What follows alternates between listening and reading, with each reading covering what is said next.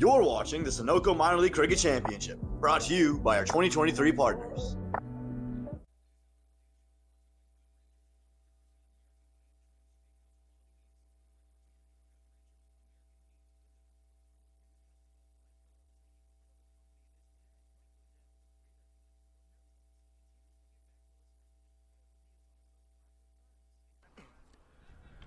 Well, good afternoon, everybody. Welcome to the Grand Prairie Cricket Stadium in Grand Prairie, Texas, for another Central Division matchup between the Houston Hurricanes and the Dallas Xforia Giants.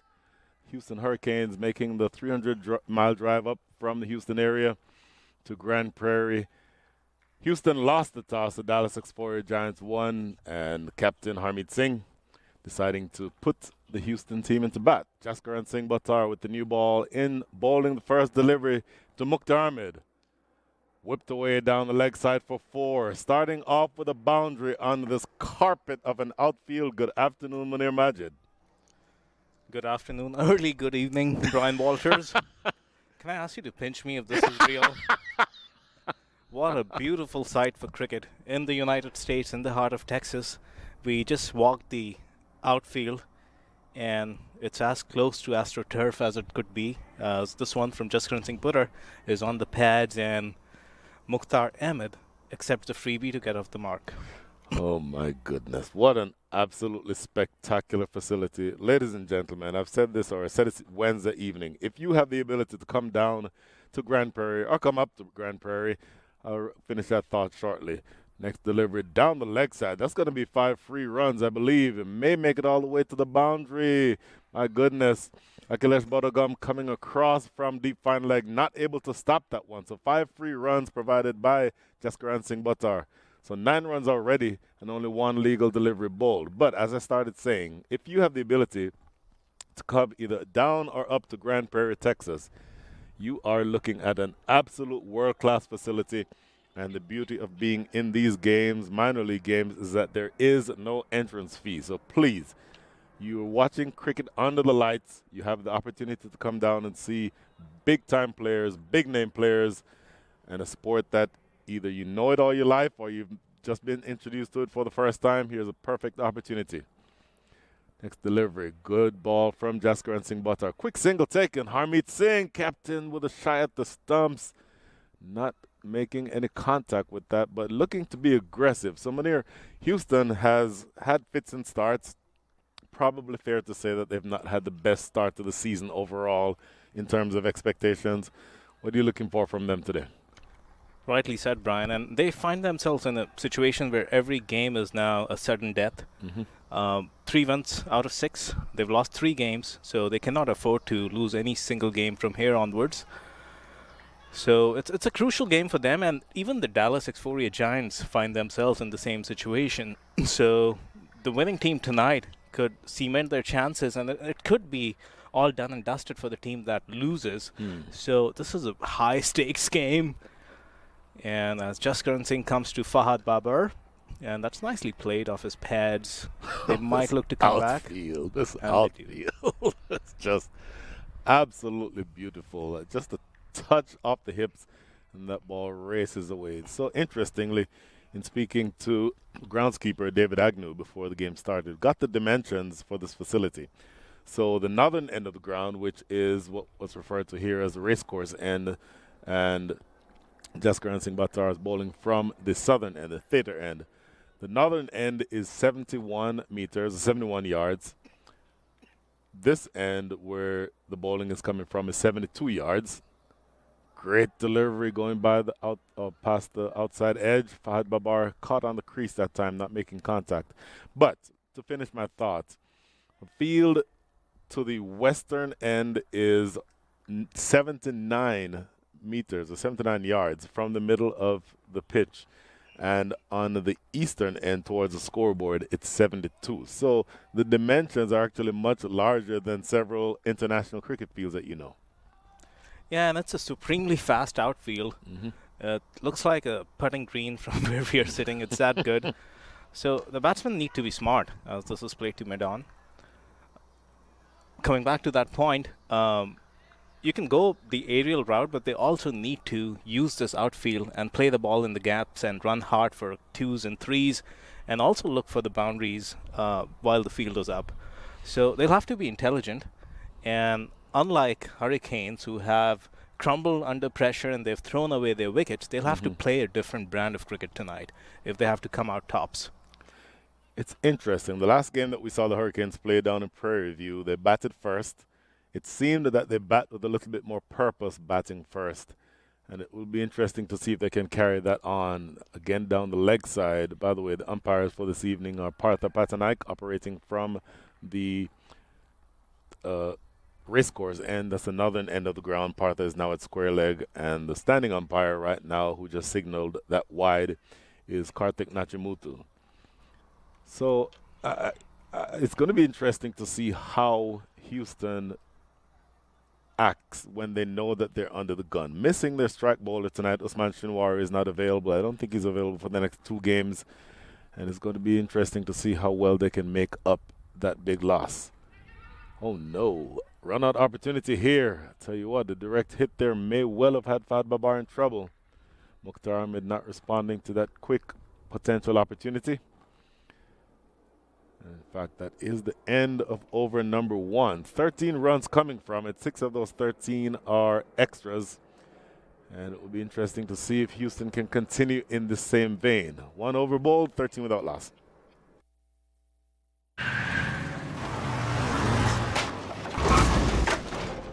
What's up, Doug? What got into you? At Sunoco, we know how to fuel peak performance. Fuel your best.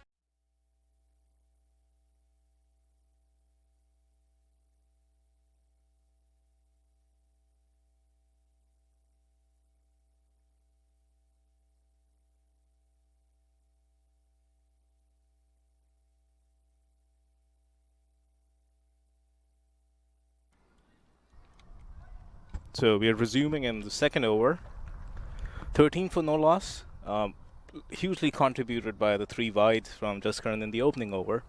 And Brian, coming to that point we were discussing in the previous over before we went off the air for the break. The Xforia Giants have played on this ground on Wednesday. They won that game against Chicago Hurricanes. Chicago Kingsmen, my apologies. As Adwaita Patil is going to continue from the highway end, and a lot of turn on that delivery. Mukhtar Ahmed was surprised by it. Bite in the wicket. Did I just hear you say the highway end? Are we back in Prairie View? I do see a highway in the distance. So maybe I named it tonight. Apparently you did. So this is Prasad Patil, who bowled very well, opening the bowling. And look at this. The very first delivery goes by outside off stump, and immediately slip is put in by Harmeet Singh. So going on the attack, not surprising. We're still inside, obviously, inside the power play. Huge strike. That's not going to bother Mukhtar Ahmed one bit. Just tossing up a little bit too far and getting it just a little too full. And it goes over the top of extra cover. Started saying, Munir, that we're inside the power play. So for those who are not familiar, 2 fielders are allowed outside the circle in the first 6 overs, the first 36 legal deliveries. No one in the deep on the offside. And Mukhtar Ahmed just playing that one with the turn over extra cover for 4. Yeah, based on the turn on that previous delivery, Mukhtar Ahmed had no doubts in his mind. And he just went through the line and played it confidently inside out over mid-off. And that one again turns a bit. So it's a bit of cat and mouse. One ball goes straight with the arm. Mukhtar pounces on it. A couple turn away and beat the outside edge. Absorbing session of play right away in the second over. Goodness, yes. That spin is taking it away from the right-hander. A little short in the air. He'll get away with that. Didn't time it well. Sort of rushed onto him, actually. Mukhtar looking to pull that one away through mid-wicket, but just a single. So you mentioned cat and mouse. Spin-heavy attack for the Dallas Xforia Giants, and in particular left-arm spin. Chaitanya Bishnoi, Patil himself, and then the captain, Harmeet Singh, all excellent left-arm spinners. And it will be interesting to see how well they do against this Houston lineup that's primarily right-handers.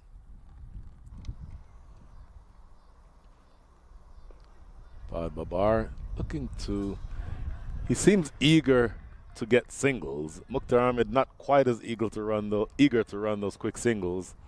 And on that occasion, I think just going to backward point, no way realistically to get a run there. Last ball coming up now in over number 2. Over number 2 of 20.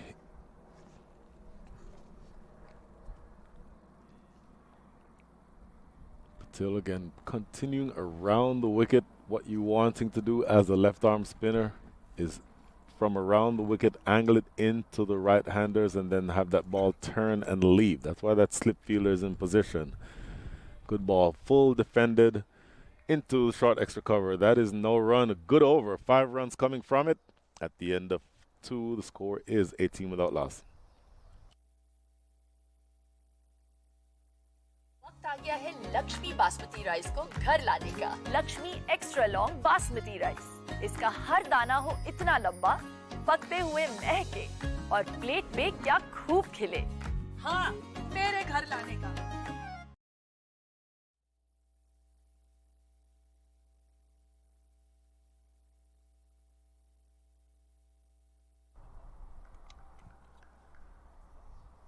Over number 3 about to commence. Jaskaran Singh Butter is going to continue. And his first over went for 13, so he'll have to get his bearings right. He's bowling to Mukhtar, who's looking to get aggressive. That's nicely defended. It's that teasing line. No ball called by umpire Nachimutu. I started to say yesterday he had a bit of a shocker of a first over, 3 no balls and a couple of wides, but came back in his second over. Here we see on the replay, there, overstepping. Something has to come down behind the line. You're allowed as a bowler to step on the crease, but some part of your foot has to come down behind the line. That clearly, based on that replay that we just saw, there was nothing behind the line. So that no ball means that the batters get 1 run, but the bigger issue is that this next delivery is a you cannot be out. Essentially, it's a free hit.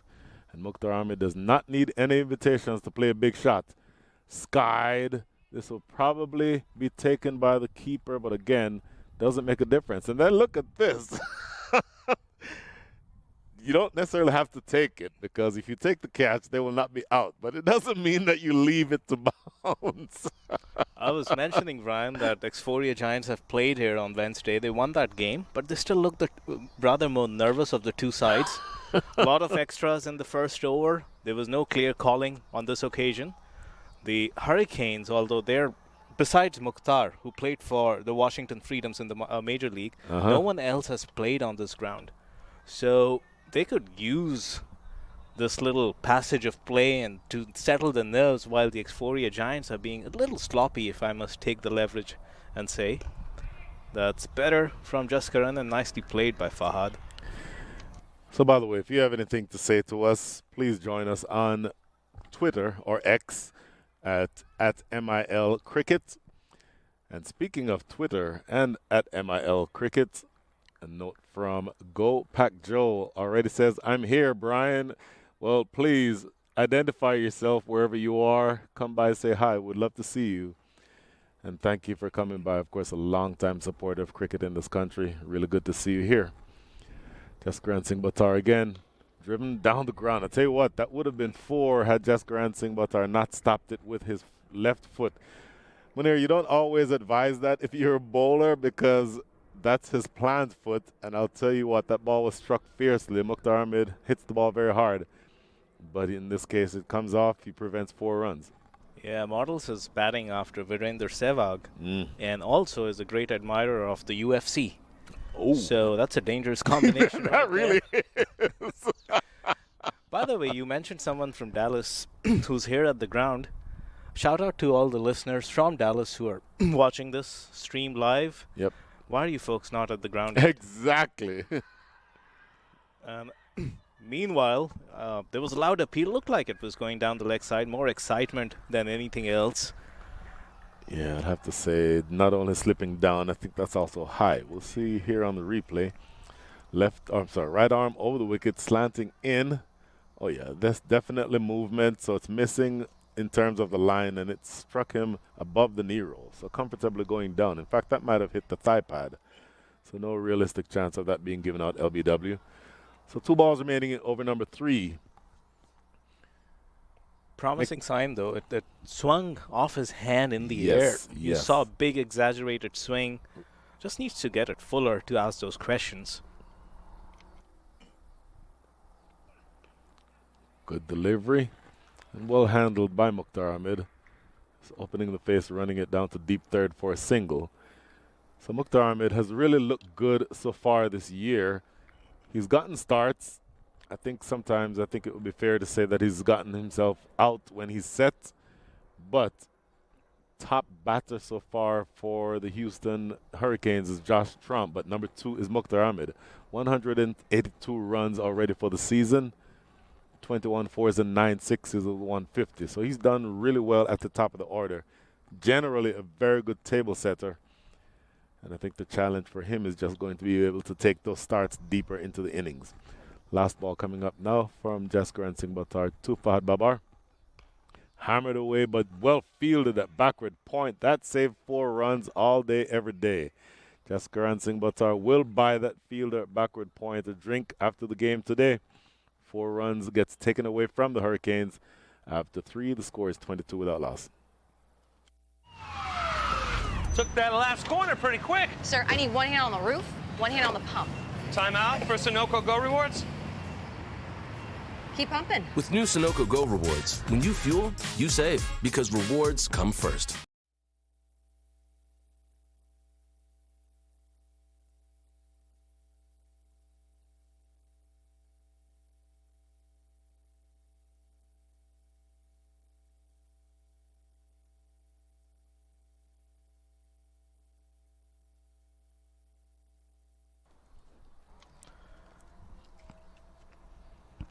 So Dallas have managed to pull back the Hurricanes just a little bit, owing to those last couple of overs. Only 9 of the last 2.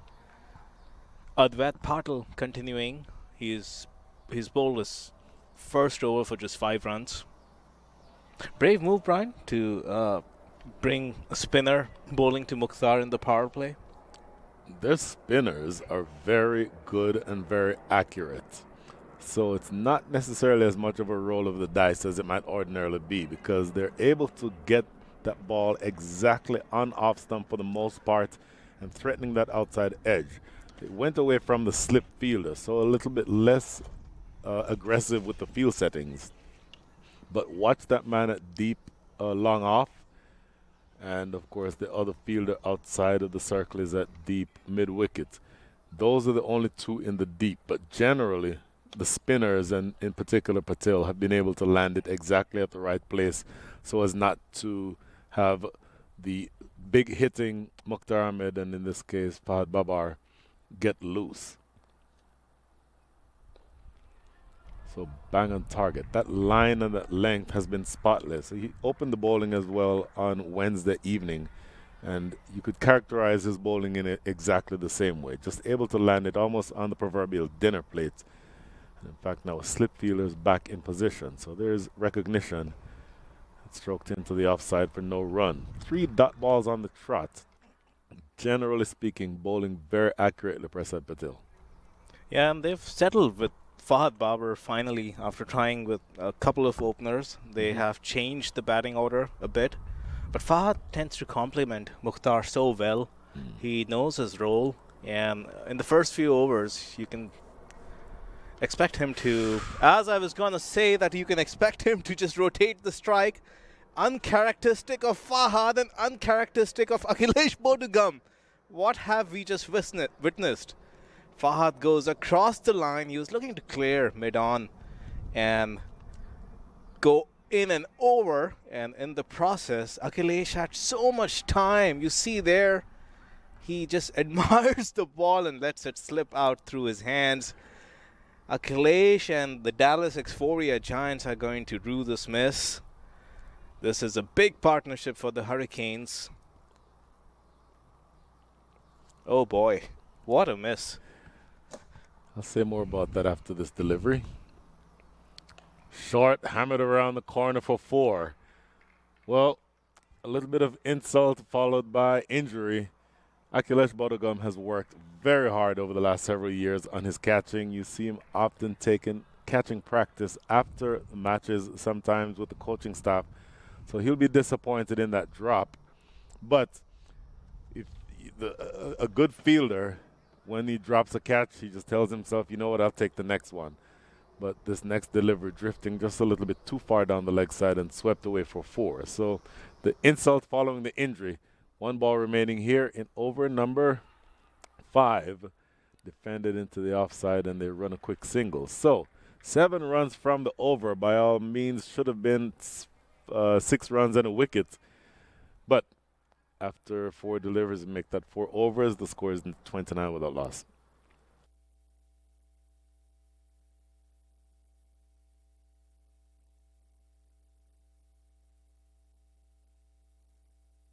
आ गया है Lakshmi basmati rice को घर लाने का। Lakshmi extra long basmati rice, इसका हर दाना हो इतना लंबा, पकते हुए महके और प्लेट पे क्या खूब खिले।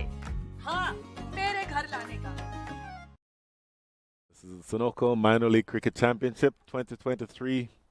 Lakshmi is the official partner of minor leagues. Brew is minor league cricket's Cricket for the Community partner. And minor league cricket's outdoor partner is Dolphin Media. You can find us on all of our social media channels. I mentioned Twitter earlier. If you're on Twitter, just find us at MIL Cricket. And happy to have any conversations with you that you'd like. If you're watching and don't know anything about cricket, that is perfectly wonderful. Nice to have you. Send us a question on Twitter. Just tag us at MIL Cricket, and we'll do our best to answer all your questions. And a point of personal privilege, friend Jason David is watching from right here in the Dallas area. Jason, good to have you on, and hope that you A, are enjoying, and B, are able to ask any questions that you'd like. Harmeet Singh is the captain. First delivery drifting down the leg side, looking to sweep.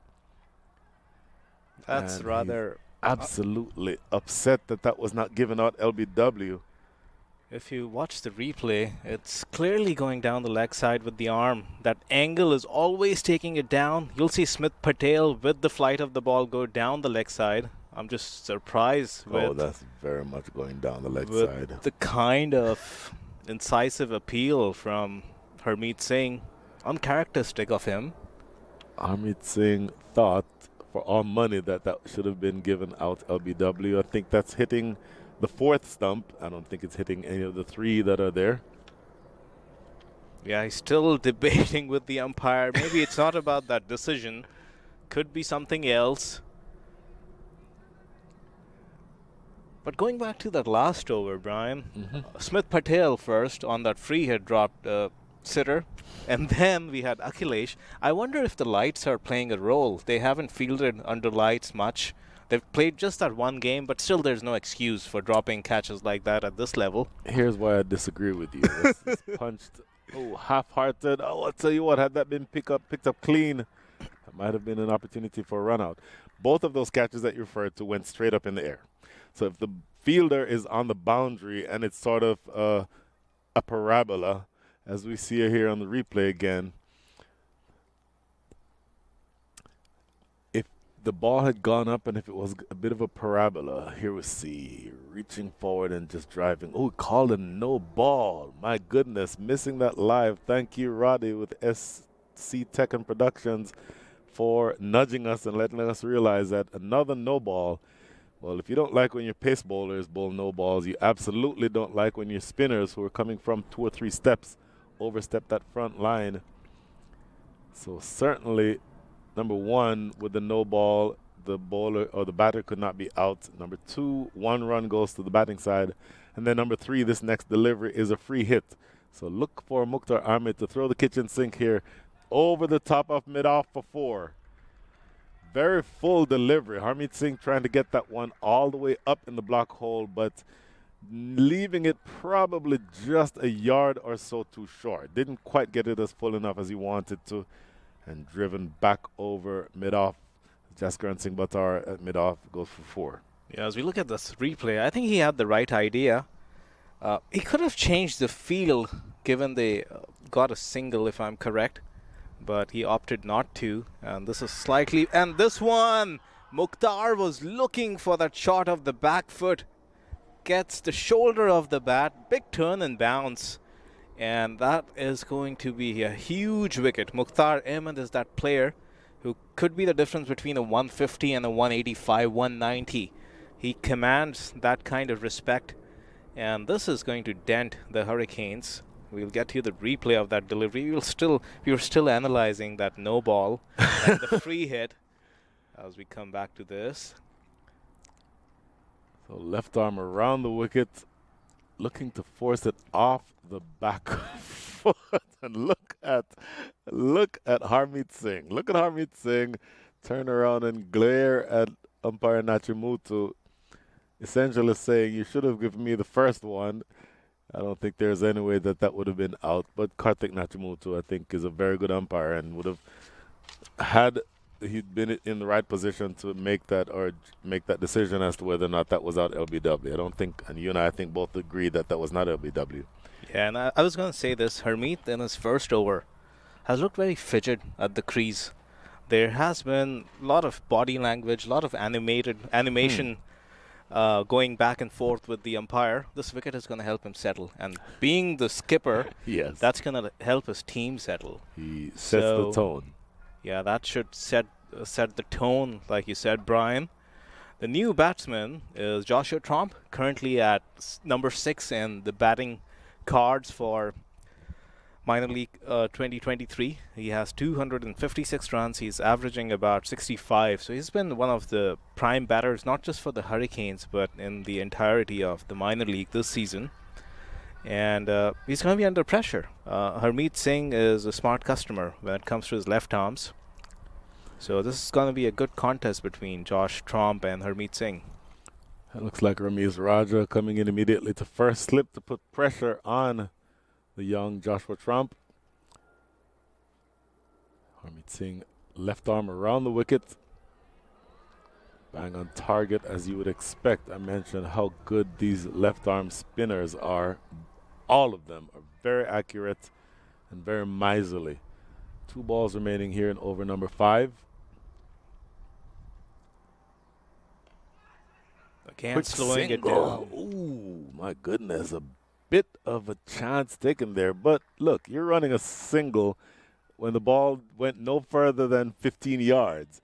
So that tells you 2 things. Number 1, they're looking aggressive, meaning you don't always have to hit 4s and 6s to score quickly.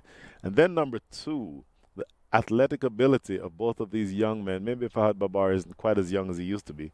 Josh Tromp, I think 18 years old, definitely able to do exactly that. Turn and bounce going past the outside edge.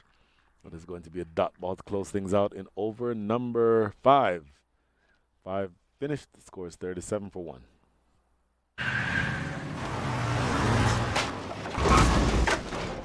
What's up, Doug? What got into you? At Sunoco, we know how to fuel peak performance. Fuel your best.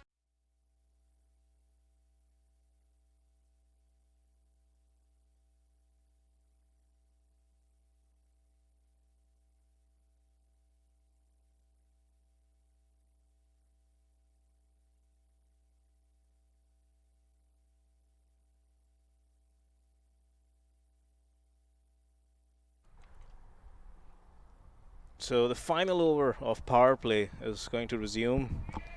Prakash Patil is he's bowled 2 overs for 12, so he's going to continue. He's bowling his 3rd, and on strike is going to be Joshua Tromp.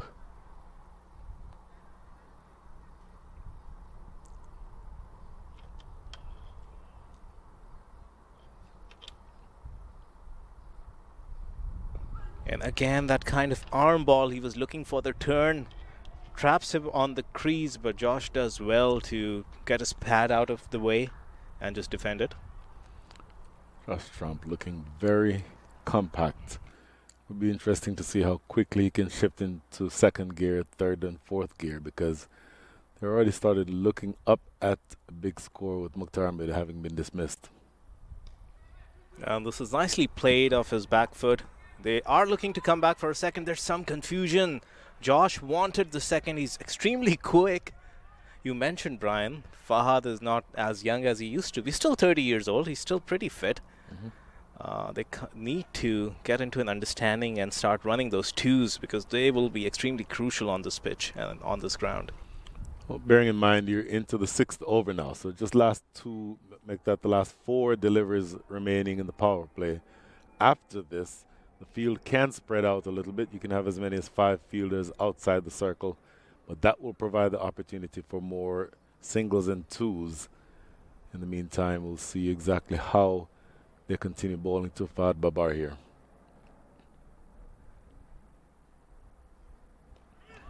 And Fahad again, that little confusion.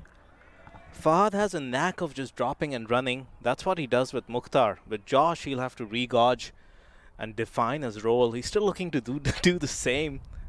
There was some confusion. Luckily, no harm done.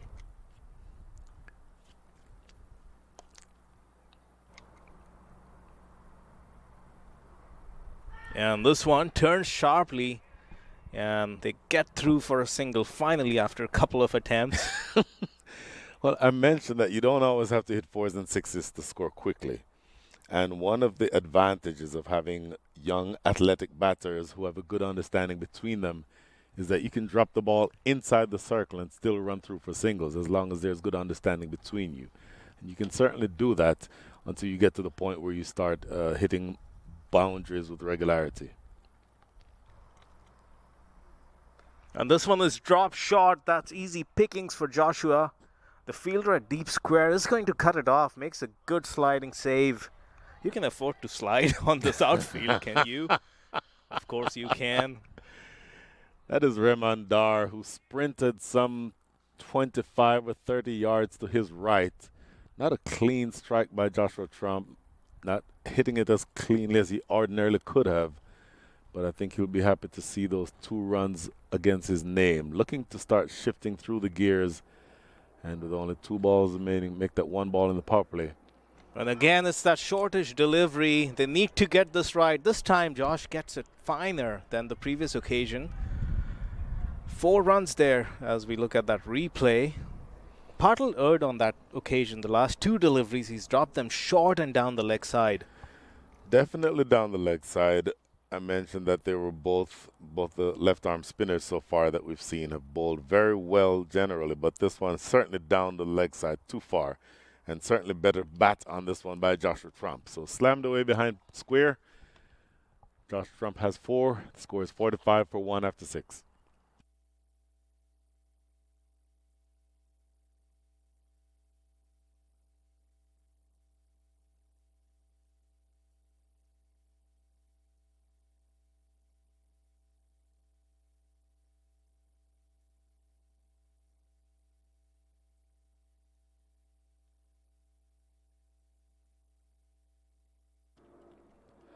The new bowler into the attack now will be Chaitanya Bishnoi. Yet another left-arm spinner. As I mentioned, they have a very good left-arm spin bowling attack. And Bishnoi, who bowled really well Wednesday night, will be coming in now to bowl to Fahad Babar.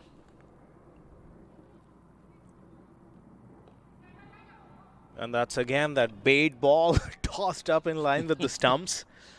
Fahad Babar is resisting the temptation to go across the line. He tried it once and hit it straight up in the air. I guarantee he's not going to play that shot again for a while.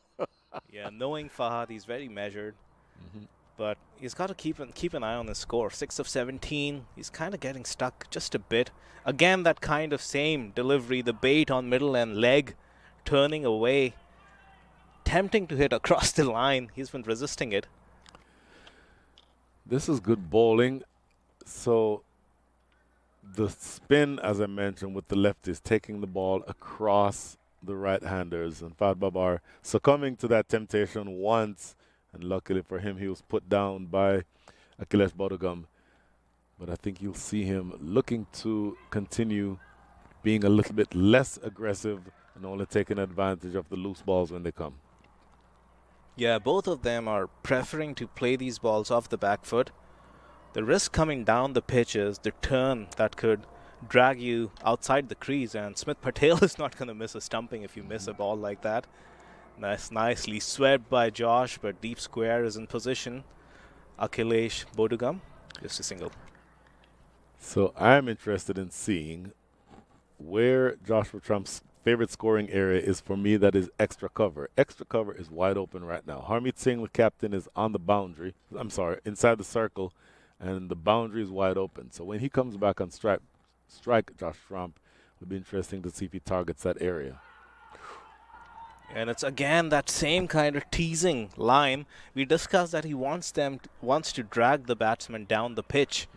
And Fahad Babar on that occasion got a big stride but didn't cover the turn, as this replay would tell you whether this is straightening enough or just going down the leg side. Yeah, he was far forward, so I don't think realistically an umpire would consider that. It looked to be straight enough, but with him being that far forward, I don't think any umpire would give that. And that's beautifully played off his pads. A lot of wrists involved there.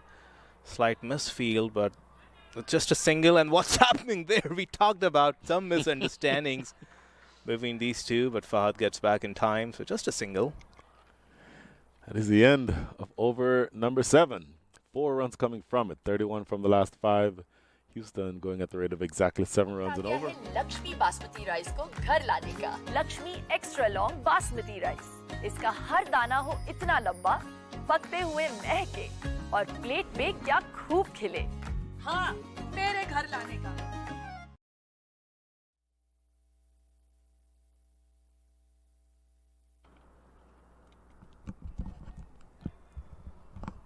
Seven overs gone in this Friday night primetime fixture in the Sunoco Minor League.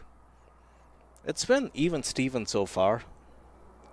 No team has taken a definitive lead. Houston Hurricanes started off well, but the spinners have tightened the noose, Brian Walters. Its runs have dried up just a little bit. Bearing in mind that the first over saw 13 runs coming from it, so the last 6 have only yielded 36. Going at a run a ball for the last 6. And again, with the left arm spinners in action, you will see a certain amount of, let's say, restraint, at least for the time being shown by these two batters. But Akhilesh Bodugam is not a left arm spinner. He's a tall right-handed spinner, finger spinner, so he'll be moving the ball. If there's any turn, it will be into the lefty, to the right-handed batters. It'll be interesting to see how Joshua Trump takes him on. And Joshua Trump is trying to get a single. Again, there was that confusion between the two. Yes, no, start, stop. And it results in just a single, so no harm done. Go for that quick run. Akhilesh Bodugam, of course, very tall, so it takes some time to get down, but very athletic also. So the sliding attempt, able to field it, but not able to prevent the run. And this one is slightly down the leg side. Smith Patel cannot collect it cleanly.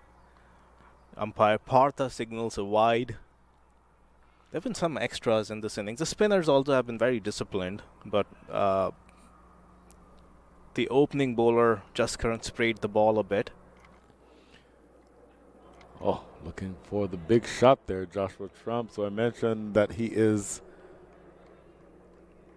turning the ball into the two right-handed batters. Josh Trump looking to hit with the turn that time, but missing out on the attempted slog sweep.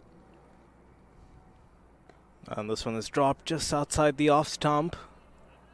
Nicely played by Josh on top of the bounce, just for a single. Akhilesh Bodugam getting through his overs relatively quickly, and for the most part can be very difficult to score off of. So my expectation is that they'll keep the spin-heavy attack going for a while. He's almost trapping Fahad Babar on the crease there. A little unsure with his footwork. And just make that 2 delivers remaining here now in over number 8. And Akhilesh Bodugam, it's again that game of cat and mouse. He's been bowling that tight line and length. And we've talked about this. The batsman would have to start stepping down. They can't play him from the crease because it's going to be very hard to get him away. And Akhilesh was just sizing up Fahad on that occasion if he's willing to come down. And this one, There was some width to it, Brian, and that's the kind of ball you cannot miss with those two fielders behind square inside the circle. Well, I tell you what, there was extra bounce on that. I keep saying it, Akhilesh is tall. He's about 6'5", so gets a lot of bounce on those deliveries. Last ball coming up in over number 8. And this one, we talked about this kind of a stroke. Unfortunately, he didn't find that gap between backward point and short third. Gets it to the right of backward point and sweeper cover rather, comes across to keep it down to 2 at the end of 8. It's 55 for 1. Took that last corner pretty quick. Sir, I need one hand on the roof, one hand on the pump. Timeout for Sunoco Go Rewards. Keep pumping. With new Sunoco Go rewards, when you fuel, you save because rewards come first.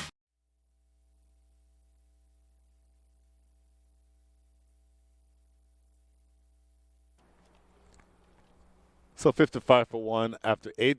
Chaitanya Bishnoi bowled 1 over so far. None for 3, very economical. Now coming back into bowl to his second over. Bowling now to Joshua Trump. 12 deliveries faced, 12 runs scored. So he's striking it at exactly 100. Fahad Babar, the opener, striking it at 40.91. In fact, first delivery. Oh, he knocked him over. Looking to go big. Maybe a little bit of the pressure building up on Joshua Trump. Tried to go over long on, but he misses. And timber, as they say, the second wicket goes down. Joshua Trump gets dismissed by Chaitanya Bishnoi. Yeah, and we talked about that same kind of delivery, the one that's pitching middle and leg and inviting the batsman forward. The batsmen, both Joshua Trump and Fahad Babar, had been resisting coming down the pitch. Exactly because of that. The ball was going to turn away, and if you don't get to the pitch, you are in no man's land, as you would see with Joshua on this occasion. That stride needed to be just a little bigger. He needed to plant that front foot right next to the pitch of the delivery. Tries to go a little towards mid-wicket, and the ball didn't straighten. It just went on with the arm, as you would see on this occasion. That gap was created between bat and pad. And this is again a huge blow. The two most in-form batsmen for the Hurricanes are back in the dugout. Mukhtar Ahmed and Joshua Trump. So a huge setback here for the Hurricanes. Joshua Trump works very hard on his cricket, as you'd expect, and I think he'll be disappointed in that front foot not really moving. If anything, it moved maybe down the pitch. It didn't come across to get in line. And so then combining that ball coming down, or make that the foot coming down the wicket with essentially an across the line shot. So he will not be very happy when he sees the replay on that, and he'll go to school on that. He's an excellent young cricketer, and he'll know what different to do next time. In the meantime, this is Saif Badar, number 4 batter, former first-class cricketer from Pakistan. Houston is wobbling just a bit now, 55 for 2. Here's the first ball to Saif. Play it forward just for a single. Pushes it down the ground, and this is going to be Jaskaran Singh Buttar off the boundary. 1 run. And it's exactly that kind of length to which questions have been asked of Fahad and Josh. But Saif Badar, he's so good to the spinners. You saw that big stride, getting to the pitch and comfortably knocking it too long off.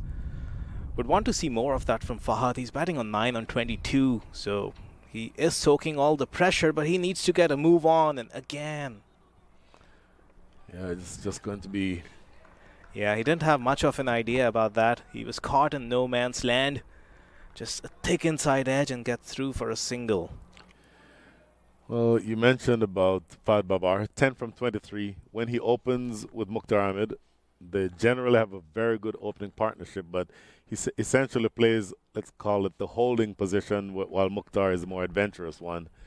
He's now in the position where he's been there the longest. Opened the batting, 23 balls faced, only 10 runs against his name, so 43 strike rate.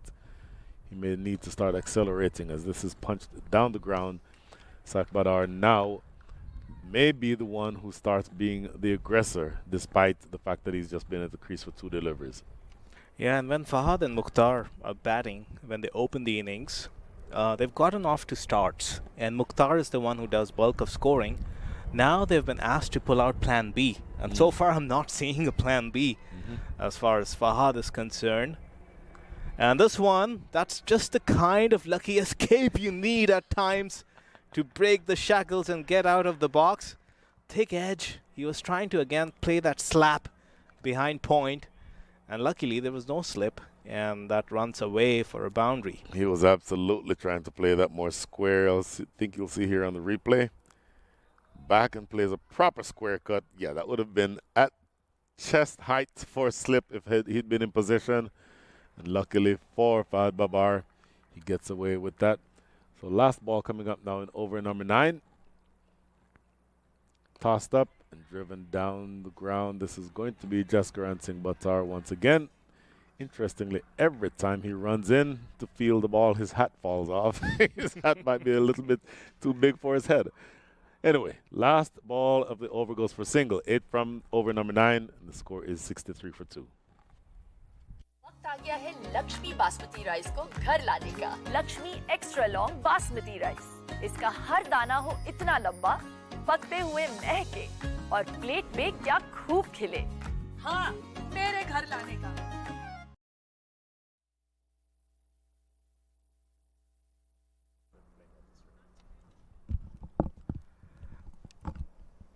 So we approach the halfway mark of the innings. Over number 10 coming up. Mind you, it's a great outfield. It's a lightning quick outfield. The pitch is playing pretty well, barring some turn and some bite. But these batters are used to it, as their home is at Prairie View Cricket Complex, where ball has been turning square off late. Akhilesh Bodogam back into the attack for his second over. First over going for 6 runs. Off spinner, miserly as usual. And Fahad Babar, who may start feeling some pressure now. 15 from 25 with a fortuitous boundary. But still, the first 2 deliveries of this over are dots. So that pressure is going to start building on Fahad Babar. So the third delivery coming up. Projected score as of right now is 135. I think they'll need a lot more than that, the Houston Hurricanes. Plays the cut shot and plays it beautifully. It's going to be close to the boundary and in fact goes there now. So proper cut shot by Fahad Babar. Finally getting one wide enough for him to open his arms. 4 more runs to the side. Yeah, we talked about the outfield. If you look at this replay, that fielder at sweeper cover didn't have a lot of real estate to cover. But such as this outfield, that it just races, and that fielder was defeated by a good 10 yards. That's what you got to do if you're Fahad Babar in this situation. Just look for those gaps. My goodness, definitely looking for 2. Do they come back for 2? No, they thought about it for a second, but ended up changing their minds, and that's a good decision because Jaskaran Singh Buttar has a really strong throwing arm, and he would have limited them to just that 1 run.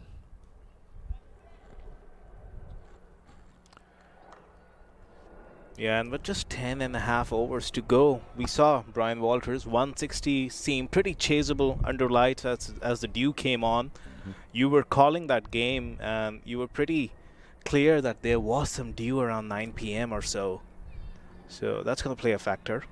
I will tell you, I was shocked that there was dew. In fact, I walked out there just to check, and I put my hand down on the ground, and to find that there was dew, you wouldn't think with 100 degrees in the daytime, the overnight lows, maybe 89, 90, you wouldn't think that there'd be dew, but there certainly is. Looking to force this off the back foot again, wanting desperately to get those singles, but this is good bowling by Akhilesh Bodogam. So his second over also goes for 6. 2 overs, 12 runs.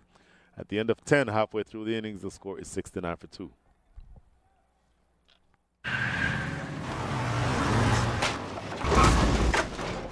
What's up, Doug? What got into you? At Sunoco, we know how to fuel peak performance. Fuel your best.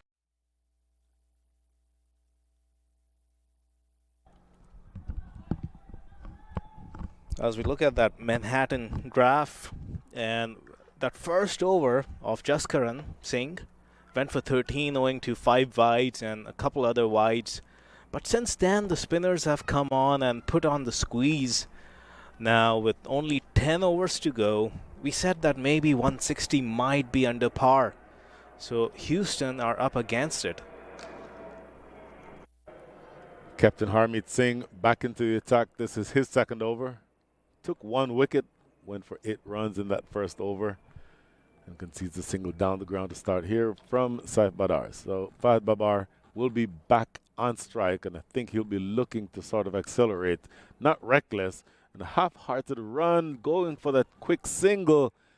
Not exactly committed to that run, but they eventually make it without trouble.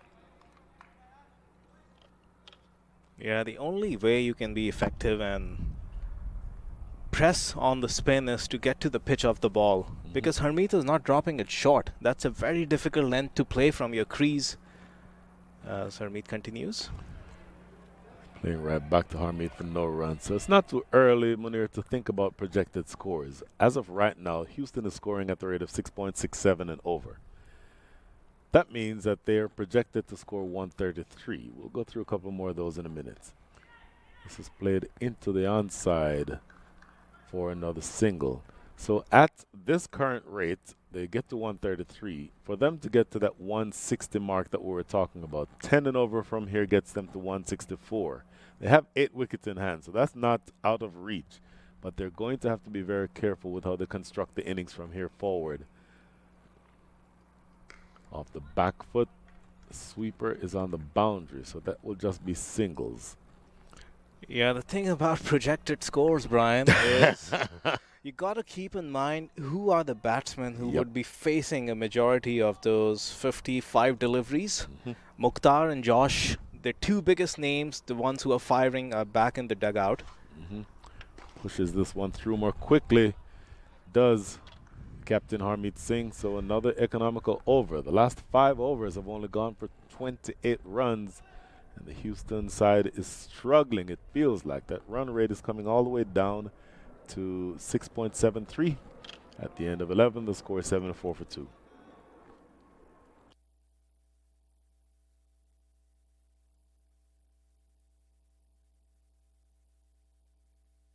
वक्त आ गया है Lakshmi basmati rice को घर लाने का। Lakshmi extra long basmati rice, इसका हर दाना हो इतना लंबा, पकते हुए महके और प्लेट पे क्या खूब खिले। हाँ, मेरे घर लाने का।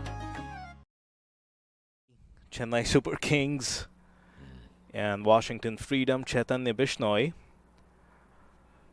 Coming back to that projected score discussion, Brian, with these 54 balls remaining, the best case scenario for the Hurricanes would be Mukhtar Ahmed and Joshua Tromp facing at least half of those, which is not going to happen. The next best option is Saif Badar. A lot depends on him. If he has to get out here, then the rest of the batting is slightly untested. Saqlain Haider has come back in the squad. I would assume to negate the left-arm spinners. He's going to be a big factor. So is Usman Rafiq. But Hamza Bangash and Matthew Tromp don't have a lot of scores to show for. So that's going to be a big factor. If you are to get 80 to 100 runs in these last 9 overs, Saif Badar has to play a huge role. So that projected score could fluctuate between 60 and 100 depending on who faces those deliveries. This is nicely played off the back foot by Saif. Gets across for a single to put Fahad on strike. This is good bowling, this left arm spin attack. And by the way, Munir, point of personal privilege. A couple of dear friends are stopping by. Good afternoon, Derwin. Good afternoon, Randy. Good afternoon. So, 2 friends are showing up to a cricket match, I'm sure for the first time in their lives.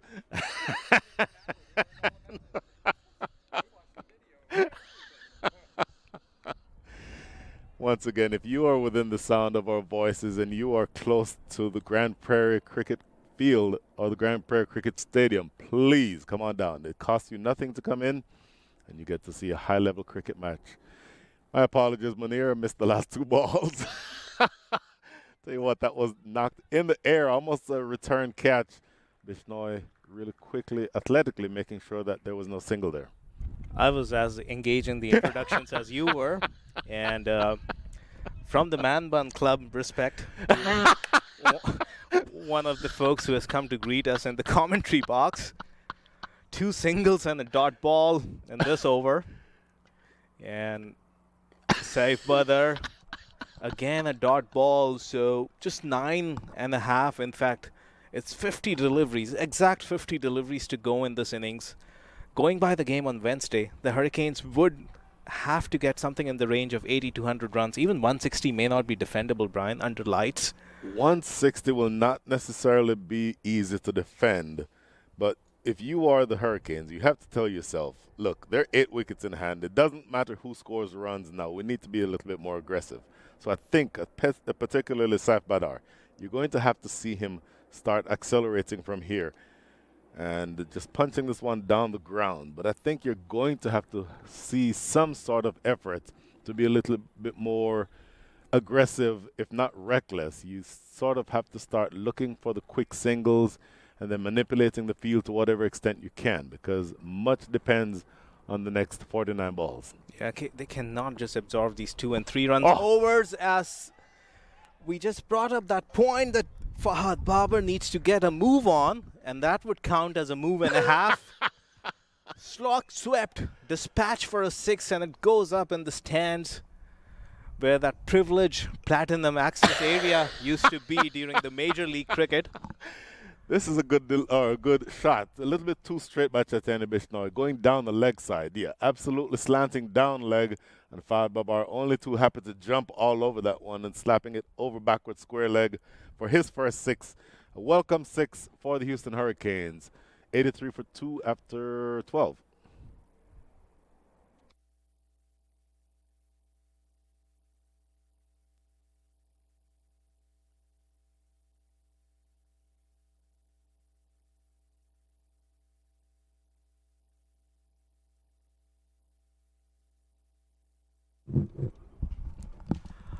All right, folks, so 8 overs to go in this innings. Finally, Fahad Babar managing to break the shackles on the back of that slog sweep of Chaitanya Bishnoi. Harmeet Singh brings himself back into the attack. And Saif Badar beautifully plays this, very wristy, down the ground for a single. Saif has looked very comfortable in his skin, doing what he's doing right now. He is playing risk-free cricket, just knocking the ball around. But it remains to be seen when the Hurricanes start stepping on that gas. Great delivery, going past the outside edge. So this is a bit of a cat and mouse game, and I think you'll see cat and mouse the rest of the way with the left arm spinners, because you know that Harmeet Singh knows that they want to attack the spinners, but you can't be too reckless. Serving it down the ground for a single. That time he manages to get to the pitch of the ball. And oftentimes we complicate the simple things in cricket. The spinners are flighting the ball. You have plenty of time to watch it out of the hand and step down. And I'm not even saying that you just need to go all guns blazing and hit it high up in the air. But just coming to the pitch of the ball and being on top of it, this outfield is going to help you gain runs. Saif continues to doing what he's been doing like clockworks. Nudges one down the ground again for a single. Well, you get the sense that much depends on Saif. We've been saying that. 10 from 13 now, with 2 balls remaining here in over number 13. Oh, reaching forward, almost yorking himself that time, Fahad Babar. Yeah, better though. He's showing some positive intent. He's not stuck on the crease. Now, Harmeet, knowing how smart he is, he's reading Fahad. So you may see him pull his length just slightly back when Fahad comes back on strike. It's absorbing cricket for sure. Oh my goodness, yes. 43 deliveries to go in this innings. And Saif sees the foolish delivery, almost yorks himself, but that's again a single down the ground. 13 overs gone. The Hurricanes are setting themselves to explode in the final 7. It's 88 for 2.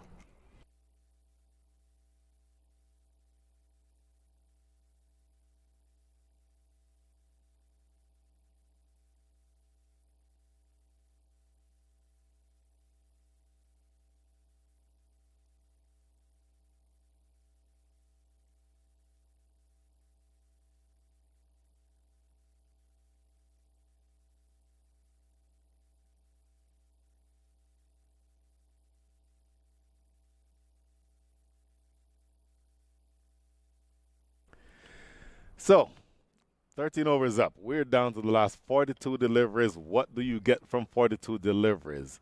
10 and over from here gets you to 158. And it's going to be interesting to see. In fact, you see that a couple of the reserves for the Houston Hurricanes have come on ostensibly with some water, but I think with a message, because I would have to think that the message would have to go out now. Houston definitely in the position, and maybe you can talk more about this, Munir, because you know more about this than I do. The position and where they are and how much, what wins are needed and what the chances are of them making the playoffs.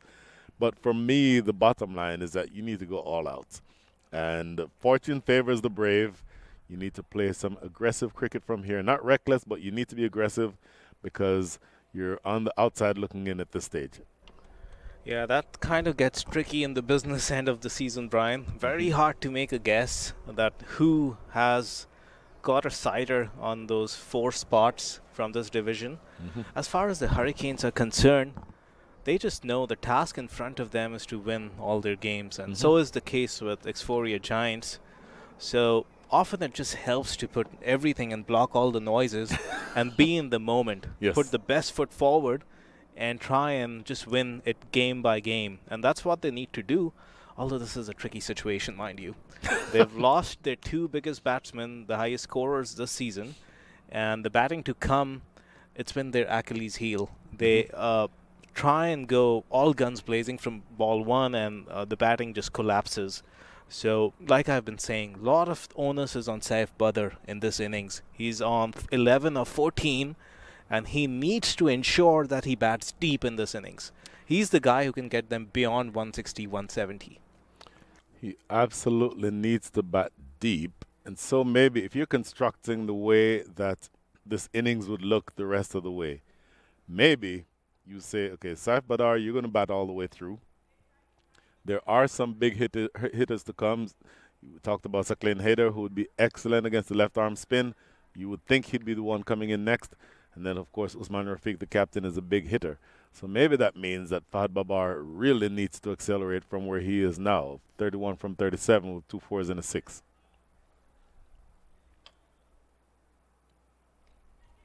And this one off the edge, and Akhilesh Bodugam, it's that man again.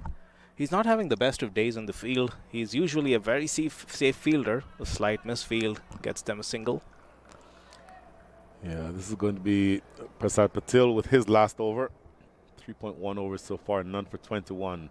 And 2 of those 3 were bowled inside the power play. So very effective bowler.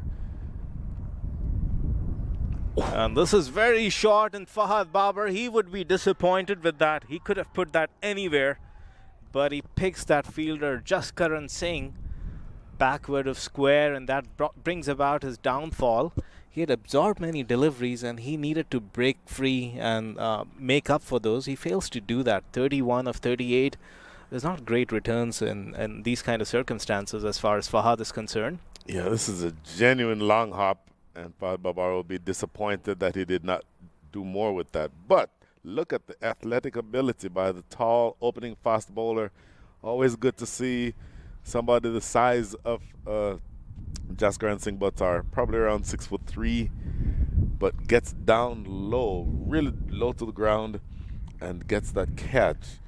Now, interestingly for me, because we talked about the left-arm spinners, and so maybe we thought that somebody like a Sakleen Haider might be coming in next, but this appears to be Matthew Trump, who is coming in at number 5. And it'll be interesting to see how well he does here. My thought really would have been that with not only the left arm or left-hander Sakleen Haider, but also with his ability to switch hit and generally be disruptive, he may be somebody who you'd want to maybe call on at this stage of the innings to provide some impetus, because at this stage, if you're Houston, you're only scoring at 6.76 and over. This only projects to about 135. And I would have thought that they'd have sent in somebody who's a little bit more enterprising. Matthew Trump, very aggressive, but I think more in the mold of a traditional right-handed batter. So there is still that threat with the ball leaving him from the left-handed spinners. Yeah, I've always felt, Brian, the two brothers are a like for like match in terms of skills. Matthew has had a very contrasting season as compared to his brother Josh, as this is nicely played. They may be looking to come back for a second. And again, that confusion. Luckily, Matthew hadn't committed to that second run and he's able to turn back. Yeah, coming to the point of Josh and Matt. Matt is equally skilled. I've seen him hit big sixes, but somehow he just hasn't clicked this season. A couple of unfortunate dismissals here and there, but he finds himself struggling for runs. Maybe this could be the night. Big player, big occasion. Cometh the hour, cometh the man, as they say. Well, Matthew Trump now only has another 39 balls in which to show what he can do. And again, he's been, for me, promoted above Sakleen Hayter, because I would think Sakleen Hayter would have been the one to come in ahead of Matthew Trump. But last two deliveries now coming from Prasad Patil. Quick single taken. So they're going to be looking for ways to sort of manufacture runs and get the scoreboard ticking. And to the extent that they can do that, I think they'll get to the point where they sort of try to manufacture runs. But it's going to be really important. Only another 38 remaining the rest of the way. And Partle would be looking to finish strong. He's bowled a good spell. Just two deliveries to go. Bowling to Matthew. And that's nicely played down the ground. Again, an easy single. They'll stroll through. So keep an eye on that Devil's number. 6.66 is what the run rate is. But they would have liked for it to be in excess of 7.2, 7.3 to explode. To then push on from there. There's so much catching up to do if you're the Houston Hurricanes right now. As the final delivery of the over comes up from Partle. Bowling to Saif Badr. 37 legal deliveries in this innings. And this one is over-pitched, and Saif Badr plays a beautiful drive. They'll come back for a couple. Matthew Trump is very quick, and he gets through. So that brings over number 14 to an end. Houston Hurricanes, 94 for 3 and 14.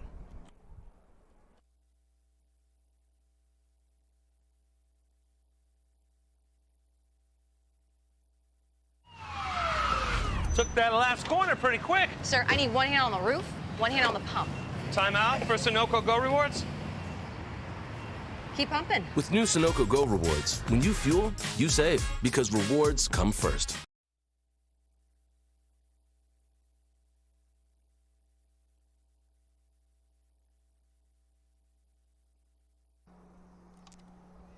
So, just 6 overs to go in this innings. If you're the Houston Hurricanes, you need to push and get at least to in excess of 160 to 170, because we're basing our analysis off that game on Wednesday, where Brian Walters would give you better insights. He was calling that game. Harmeet Singh and Gomel just exploded in the last 7 to 8 overs, and everything was just dispatched for 15, 16, 18, 20 runs and over. Seemed like a switch was flipped, and it was a totally different game. So the lesson there would have been, number one, it's easier to bat second at the stadium. It appears the ball comes onto the bat a little bit more. The dew factor comes into play. But importantly, they constructed their innings in such a way that they could put the hitters where they needed to. And I don't know necessarily, even though both of these batters for Houston can score runs quickly, I don't know that they're the bombers that you'd expect. And this one, Chaitanya Bishnoi drops it short. And there was so much time for Saif Badr.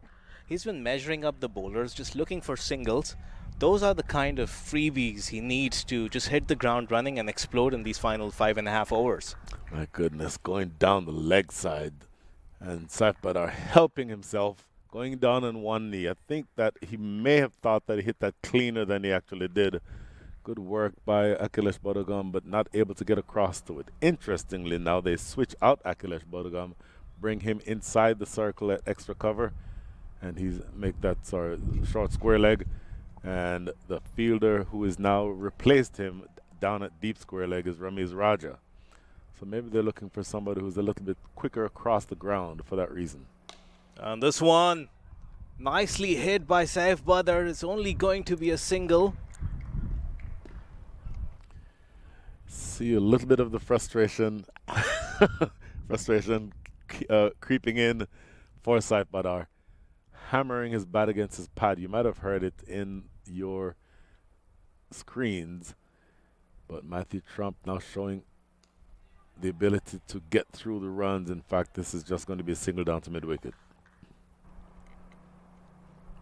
Yeah, and Saif Badar's role, like we have spoken several times, the difference between a 155 to 175 is going to be that man right there. You see on your screen. He's hit a purple patch off late in the last couple of games or so. As he faces up. Got to be able to get more than these singles at this stage of the innings, though. So 8 runs already from the over. 1 ball remaining. The last 5 overs have been, they've scored 33 runs, the Houston Hurricanes. And so that overall run rate is down to 6.8. And you are really going to want to be, if you mentioned 170, 175, you have to do a lot of scoring to catch up to that type of rate. And that's brilliantly fielded. Great piece of fielding, and that should be the end of the over. In fact, that is the end of the over. Chaitanya Bishnoi with an excellent spell. 4 overs, 1 for 28. Prakash Patil, 4 overs, 1 for 26. The spinners are in control. Houston, 102 for 3 after 15. वक्त आ गया है Lakshmi basmati rice को घर लाने का। Lakshmi extra long basmati rice, इसका हर दाना हो इतना लंबा, पकते हुए महके और प्लेट पे क्या खूब खिले। हाँ, मेरे घर लाने का।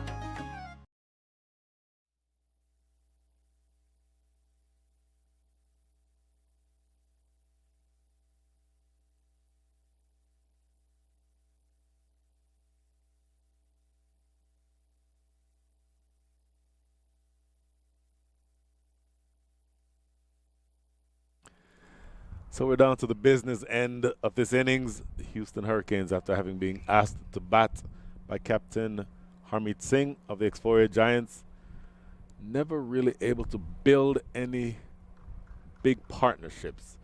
3 wickets down, and they've not yet had the opportunity to accelerate. And speaking of Harmeet Singh, he's back into the attack to bowl his last over. 3 overs, he's scored, or he's gone at the exact rate of a run a ball, and he's taken a wicket. So you'll take that economy rate from your left arm spinning captain. Bowling now to Saif Badar. Clipping this one behind square, they go through for a quick single. And so that starts what I think is going to be a really interesting last 29 balls, Munir. Yeah, it's getting pretty interesting, as that one was a leg by just off the thigh pad. Now, 29 deliveries to go. Josh, in fact, Matthew has sized things up pretty well, so we're waiting to see when he decides to explode. He can hit the ball a distance as well, and so can Saif Badar. Well, they're doing it for the most part in singles. There was the second delivery of the last over, went for 4. But before that, it had been a while since any of these batters reached the boundary. And with the last 28 balls remaining, this really does feel like the time where they need to start accelerating. Hammered down the ground. That should just be a single. So continuing, just not able to score very heavily. Saif Badar now 22 from 22. Matthew Trump 5 from 6. But it feels like a big score is starting to slip out of the grasp of the Hurricanes here. This is again Harmeet Singh.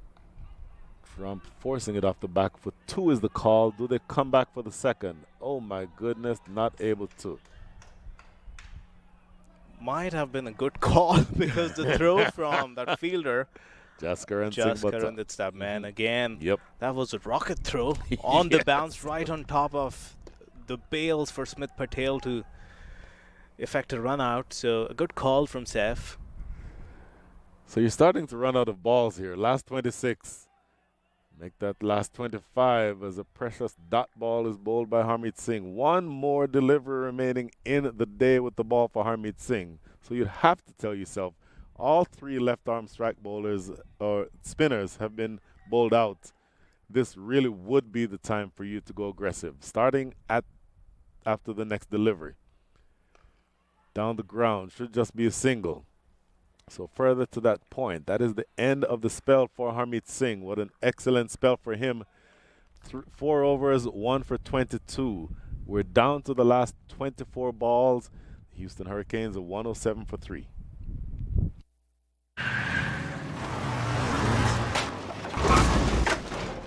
What's up, Doug? What got into you? At Sunoco, we know how to fuel peak performance. Fuel your best.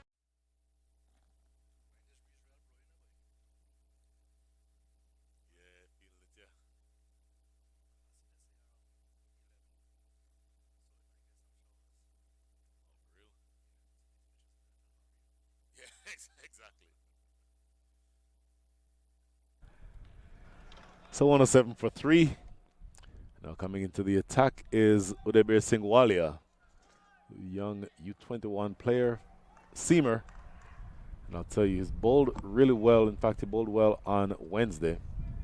Ran into a bit of a buzzsaw towards the back end of the innings when he had to bowl to Fawad Alam. But generally speaking, bowls on the right line and lengths. But if you are these batters, Matthew Trump, 6 from 7, Saif Badar, 23 from 24, it is now or never. It has to be the case that you go on the attack, and the fact that you're bowling to a U21 player, you should tell yourselves, we absolutely need to go to around 10 and over from here. Well, Smith Patel is standing up to the stumps. Obvious intent. He acknowledges the fact that Saif Badar, like you said, Brian, the time is now or never. He would be looking to step down.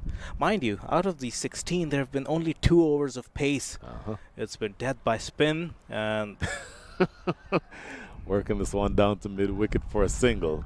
So just the way that Saif Badar set up for that shot, clear the front leg, looking to go big. It's actually well bowled by Udebir Singh Walia.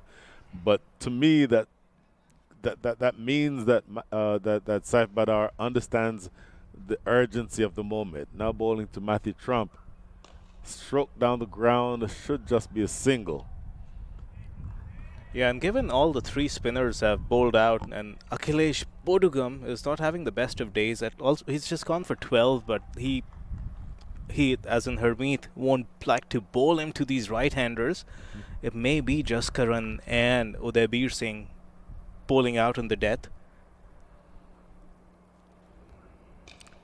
Full and driven down to mid-wicket. Sort of a thick inside edge, not cleanly struck by Matthew Trump. I'm sorry, by Saif Badar. So Saif Badar now 25 from 26. Matthew Trump 7 from 8. If you're looking for acceleration, you're not getting the types of deliveries from Udebir Singh Walia that you can attack. He's bowling really well to both of these batters. That's well bowled too. Slightly slower delivery. And once again, just singles are the order of the day for the Houston Hurricanes. Once again, they're getting to the point where they're running out of balls. Just 20 balls left in the innings. Yeah, and if you've got the keeper up and the option to step down is rather risky, you go deep in your crease and you create that length to get under the ball. I haven't seen that kind of intent either. But good to see Saif is looking to clear that front foot and go across the line just like that. And that's going to travel the distance. Goes for a 6. So much needed boundary to ease the pressure. And we saw how he stayed deep in his crease on that occasion, Brian. Didn't take a big stride. Gave him that extra distance to get under the ball and launch it straight down the ground. Well, just as you called it, see the slight movement back and across, but that back movement gave him that additional leverage to get deeper in his crease. And so the ball that would almost be Yorker length was able to get under it. Here's the last ball. Oh, it knocked him over. What a comeback delivery. Udebir Singh Walia, after being hit down the ground for 6, gets his revenge. The very next ball, Saif Badar looking to repeat the stroke, essentially goes across the line. This one playing a little bit more square, misses out, and you miss, I hit. Udebir Singh has a wicket, and that is the end of Saif Badar. 31 from 29, and talk us through this replay here. Yeah, in my opinion, he fails to acknowledge the fact that Udebir Singh Walia is not express. He goes early in the shot and the ball just wasn't there. He didn't wait on that delivery, and that brought about his downfall. So we have talked about how crucial the wicket of Saif Badar is. I would probably pull out 20 to 15 runs Now, in that projected score, we're going to be right back at the end of 17 Hurricanes, 117 for 4.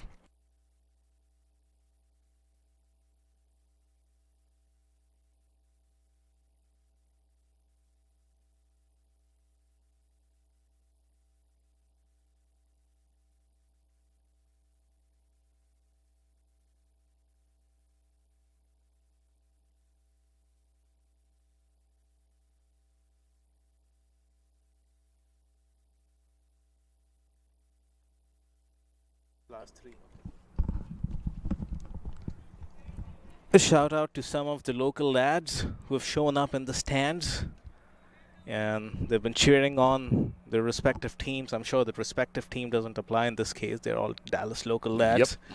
So they're cheering on for the Xforia Giants, who are looking like the stronger of the two sides. Mind you, in the return fixture, when Dallas came to Houston, Houston got the better of Dallas. So there's some payback that Dallas need to take care of on this occasion. Only 3 overs to go. And the big wicket of Saif Badar has really changed the complexion of this game now. Jaskaran Singh Buttar, 2 overs up front, none for 17, but that first over went for 13. So he was much more economical his second over. And now looking to bowl to Matthew Trump, 8 from 9. And Matthew Trump, he gets the toe end of the bat. He would have liked to make better connection because he found the gap just fine. But because it was the toe end, he doesn't pick up a boundary, but they get back for 2. Certainly getting back for 2. Looking off to our northwest here, Munir, I just saw a couple of lightning bolts, so I'm not sure whether that bad weather is headed in this direction, but I also note that the wind has picked up coming from the west. So maybe a slight weather system coming in our direction. It'll be interesting to see how quickly these players can get through these overs, because that might be an additional consideration later in this match. And that's nicely played. Just allows the ball to come on. Not going to be enough. Singles are not going to do much for the Hurricanes at this point in time. Oh my goodness. Here is a big hitter, Hamza Bangash, who has opened the batting. When he opens the batting, he's able to play with a certain amount of freedom. And boy, if there were ever a time where he needed full license to play his shots, this would feel like that, such a moment. Right-handed hitter, very tall, long reach, and a power hitter. So you would think that he's coming in with a license here. And Hamza goes towards deep square. The fielder is pretty quick on his feet, and just a single. Really good work in the deep. And boy, there has been a 6 in the last over. Before that, in over number 15, there was a 4, but everything else has been 1s and 2s and dots. And you're just absolutely needing much more than that if you're the Houston Hurricanes. Down to your last 15 balls. And now a shift in the field as deep fine leg coming into the circle. Deep third is back out on the boundary. But you get the sense that this sort of field means that they'll be bowling an off-stump line to Matthew Trump and keeping it relatively on the full side. Let's see what Jaskaran does here. And this one is nicely flicked. The fielder is going to struggle to cut this off, and that is a brilliant effort. The best we have seen, but in vain. Oh, he deserved to stop that. Is that Remandar? Can't quite tell who that fielder is, but that diving effort.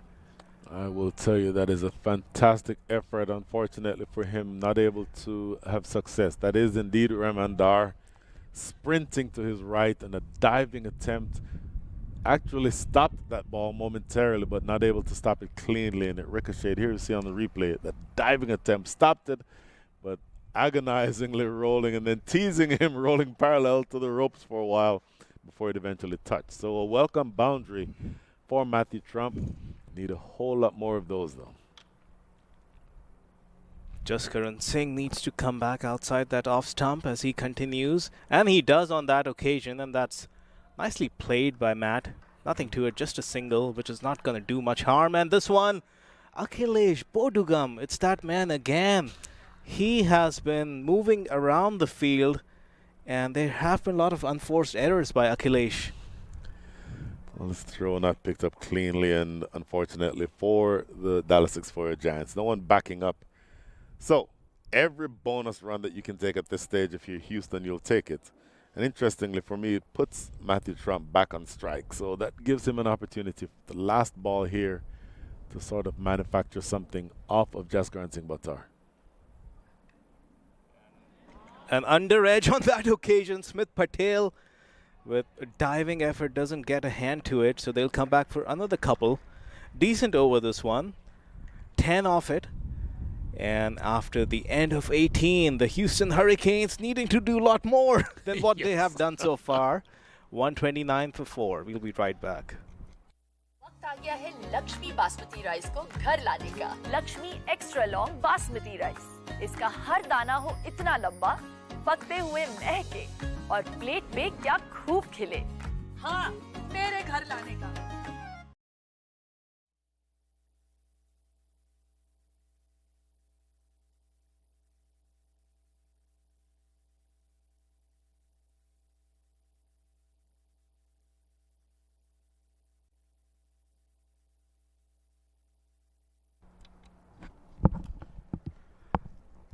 Only 12 balls to go in this innings.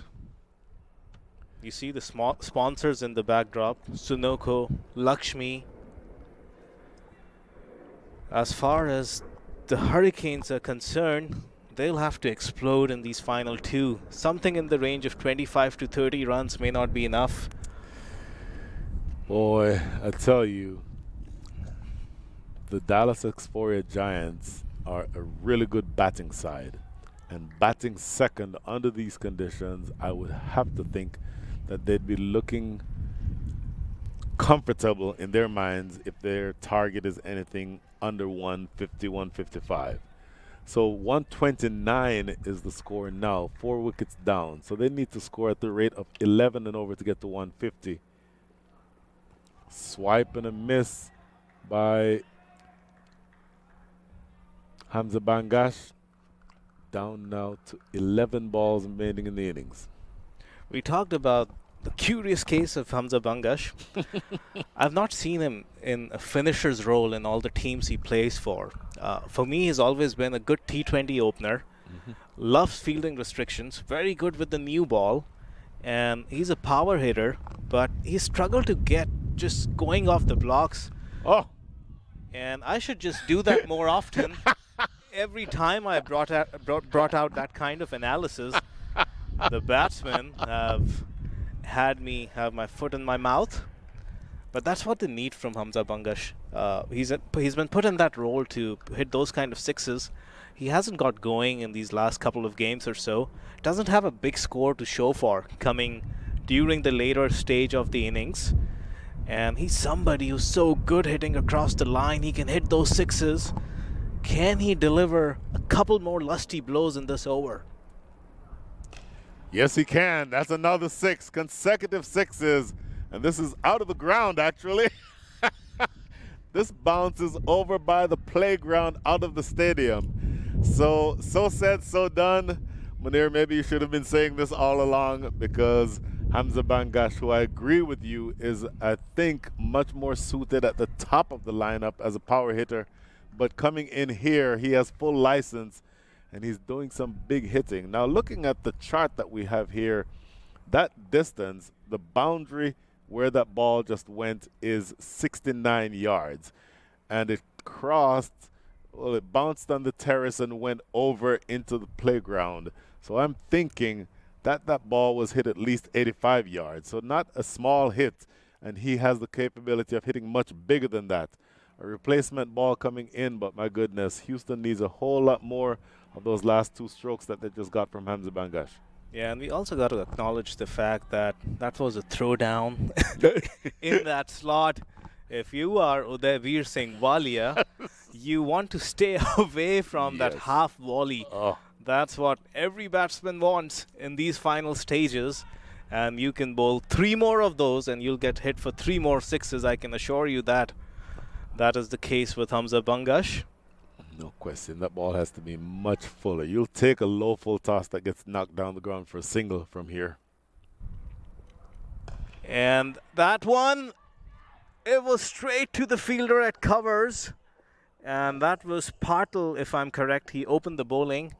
That's the 3rd catch, if I'm correct, that's been dropped in this innings. And you want to hold on to those. It was hit hard, all right. Oh, no question. It was struck firmly. This is Prakash Patel exactly. And hammered. Hamza Bangash, big wind up and hammers it to extra cover. But boy, you saw that coming all the way. You really wanted to have taken that. Oh! And this one from Matthew Trump. Brian Walters, let's bring out the measuring tape. If the last one was 85, I reckon this one was 95. Oh, this is pushing 90 at least. So yes, this one went again in that area of the ground where the boundary rope is 69, but this goes well and truly. Does not bother bouncing on the terrace. It goes completely out of the stadium at minimum 90. At minimum. Very honestly, very possibly close to 95.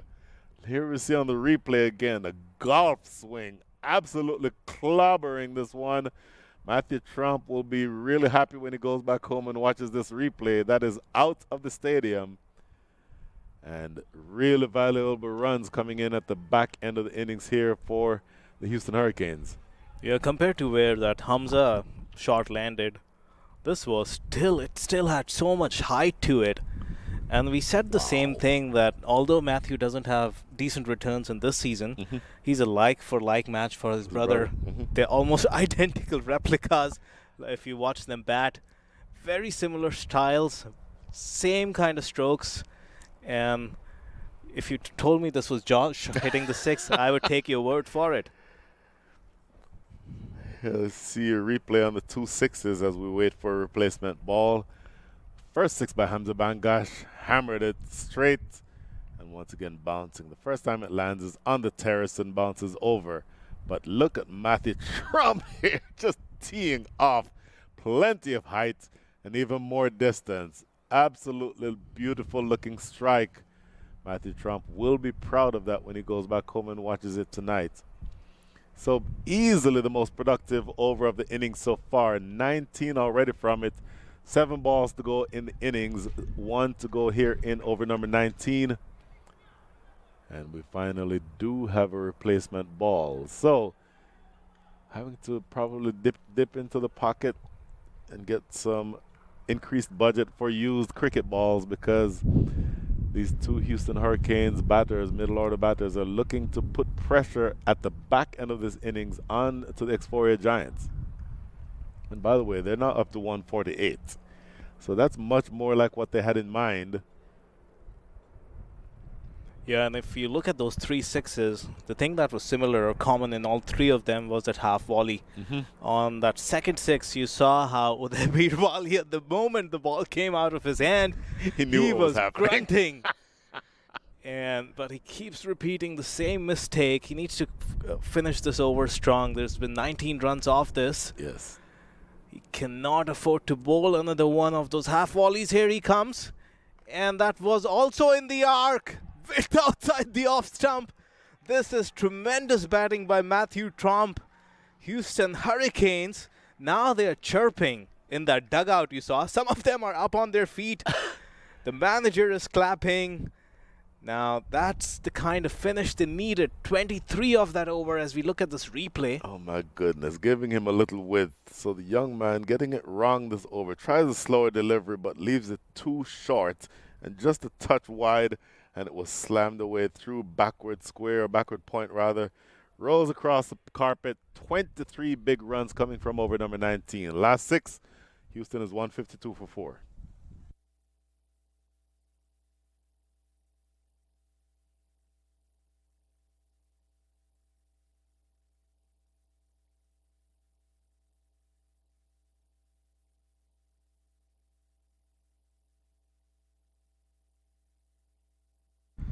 All right, folks, the final over is coming up. in this tense game between these two Texas powerhouses. Everything is big in Texas, and so were those sixes. The last over yielded 3 sixes of the bat of Hamza Bangash and Matthew Tromp. The final over would be bowled by Jaskaran Singh Butter. He's gone for 29 and is 3. 29 and 3. If you are Hamza Bangash, you're looking for somewhere around 14 runs in this over at a minimum. Great delivery. Look at a single, but boy, that's exactly what Udaybir Singh Walia needs to learn from the senior fast bowler. Get that ball right in the block hole. You'll accept singles. Even a low full toss is okay at this stage of the innings. You just don't want to leave anything too short that can be gotten under. Yeah, and 5 overs of pace in this innings have gone for 62 runs. Wow. And that is a huge contrast to the overs of spin. 14 overs of spin have been bowled at just about 5.5 an over. Jaskaran is going to bowl to Matthew Tromp. And that's again in the arc. He goes inside out, doesn't get good hold of it. He would be disappointed with himself there. Just going too hard, maybe, the bat spinning in his hand. Yeah, that certainly peeled up the outside edge of the bat. Matthew Trump looking to go maybe more to extra cover on that one. The ball peeling off the outside edge, flying down to deep point. Harmeet Singh in that area just making sure that all they get is the 1 run. But this is a good over in progress by Jaskaran Singh Buttar. 2 balls, 2 singles. You'll take that every day at the stage of the innings.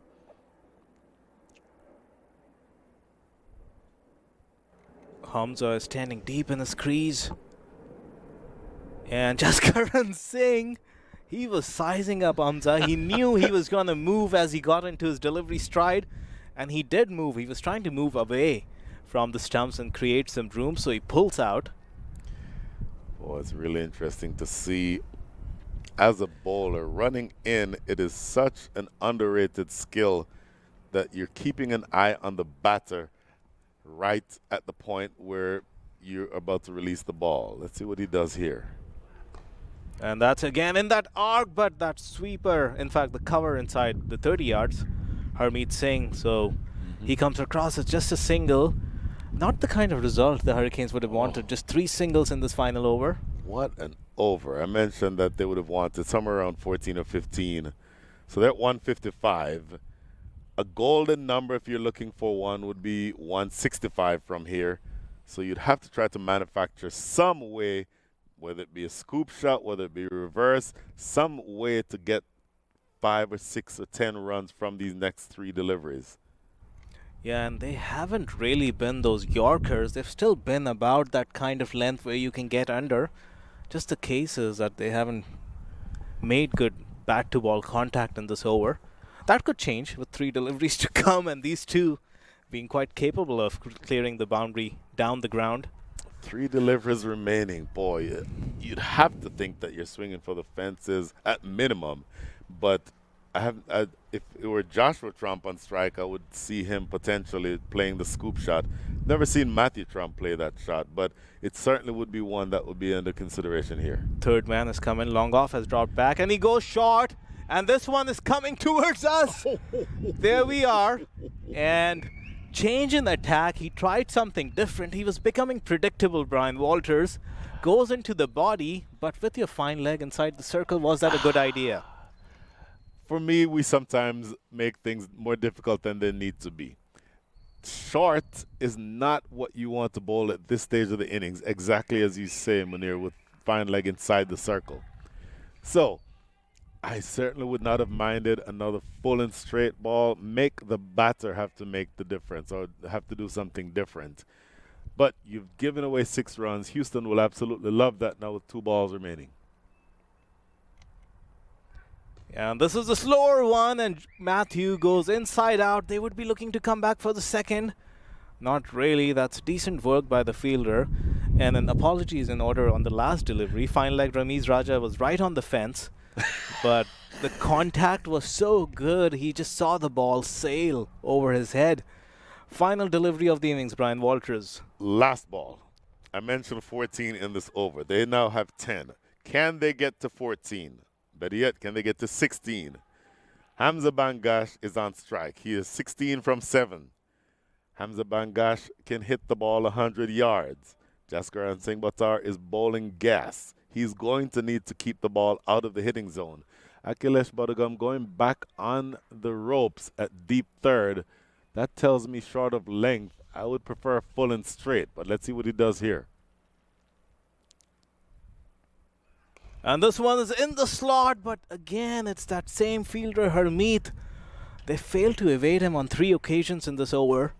They wish they could get it in and over Harmeet and pick up a couple of boundaries. It's that kind of total that's going to create some doubts in the mind of the Xforia Giants, but they would fancy themselves to chase this down, Brian. They've done well to come back. So look at this. The last partnership, I think, is the most impressive of the day. Matthew Trump, 37 from 19. Hamza Bangash, 17 from 8. Contributions up top, Mukhtar Ahmed, 23. Fahad Babar, 31. Josh Trump, 12. And Saif Badar, 31 from 28. But for me, that acceleration towards the back end of this inning, 61 coming from the last 5 overs, is what has made the difference and put Houston in, if not a very overpowering position, at least a much better position than they would have looked, say, about 5 overs ago. Yeah, and as we look at that bowling card, I did mention that it's a contrasting story if you compare the spinners to the Pacers. Jaskaran Singh Buttar, his 4 overs went for 40 at 10 and over, and Udaybir Singh, who was given the tough task of bowling at death, 2 overs for 33. So those 6 overs went for 73. That's almost half the runs in this innings. Amazing. And if you look at the 14 overs of spin, Chaitanya Bishnoi was the most expensive, and that's not really expensive in this context. It's 7 runs and over. And as far as Harmeet Singh and Prakash Patil were concerned, a wicket apiece and very miserly, economical. Akhilesh Bodugam just bowled 2 overs, but that's mostly due to the fact that they were all right-handers in this innings, and Saklain Heather never came out, so he wasn't bowled against these right-handers much. But 163 for 4 with those 12 extras is just about a par score. I would still say it's 12 to 15 runs under par, Brian. With the batting lineup that the Xforia Giants have, they bat deep and they have an absolute finisher in the middle, the left-handed hitting Harmeet Singh. So it's going to be an interesting chase. 15 minutes or so break, and we'll be back within the next 15 minutes to see whether or not the Xforia Giants can overhaul 164 runs. For now, signing off from the Grand Prairie Cricket Stadium. We'll be right back with you. To Mukhtar Ahmed. Whipped away down the leg. Finish that thought shortly. Next delivery down the leg side. That's going to be 5 free runs, I believe. It may make it all the way to the boundary. My good side, obviously, inside the power play. Huge strike. That's not going to bother Mukhtar Ahmed one bit. Chance to play a big shot. Skied. This will probably be taken by the keeper. Expect him to, as I was going to say, that you can expect him to just rotate the strike. Uncharacteristic. Short, hammered around the corner for 4. Well, a little bit of ask any questions that you'd like. Harmeet Singh is the captain at first delivery, drifting down the leg side, looking to Mukhtar Ahmed to throw the kitchen sink here over the top of mid-off for 4. Very full. But he opted not to, and this is slightly, and this one, Mukhtar was ball in the power play. And again, it's that shortish delivery. They need to get this right. This time, Josh gets it fine. First delivery. Oh, he knocked him over. Looking to go big. Maybe a little bit of the pressure building up. As far as Fahad is concerned. And this one, that's just the kind of lucky escape you need at times to break the shackles. 5. I think they'll need a lot more than that, the Houston Hurricanes. Plays the cut shot and plays it beautifully. It's going to be close to the boundary and, in fact, goes there now. Of these 2 and 3 runs overs, as we just brought up that point that Fahad Babar needs to get a move on, and that's when he needed to break free and make up for those. He fails to do that. 31 of 30. And this is very short, and Fahad Babar, he would be disappointed with that. He could have put that anywhere. But I don't know that they're the bombers that you'd expect. And this one, Chaitanya Bishnoi drop front foot and go across the line just like that. And that's going to travel the distance. Goes for a 6. And this one is nicely flicked. The fielder is going to struggle to cut this off, and that is a brilliant effort The best. Yes, he can. That's another 6. Consecutive 6s. Taking that. Oh! And this one from Matthew Trump. Wally's here he comes. And that was also in the arc. Bit outside the off stump. This man is coming long off, has dropped back, and he goes short. And this one is coming towards us. There we are. And change in attack. He tried something different. He was becoming predictable, Brian Walters. Goes into the body, but with your fine leg inside the circle, was that a good idea? You're watching the Sunoco Minor League Cricket Championship, brought to you by our 2023 partners.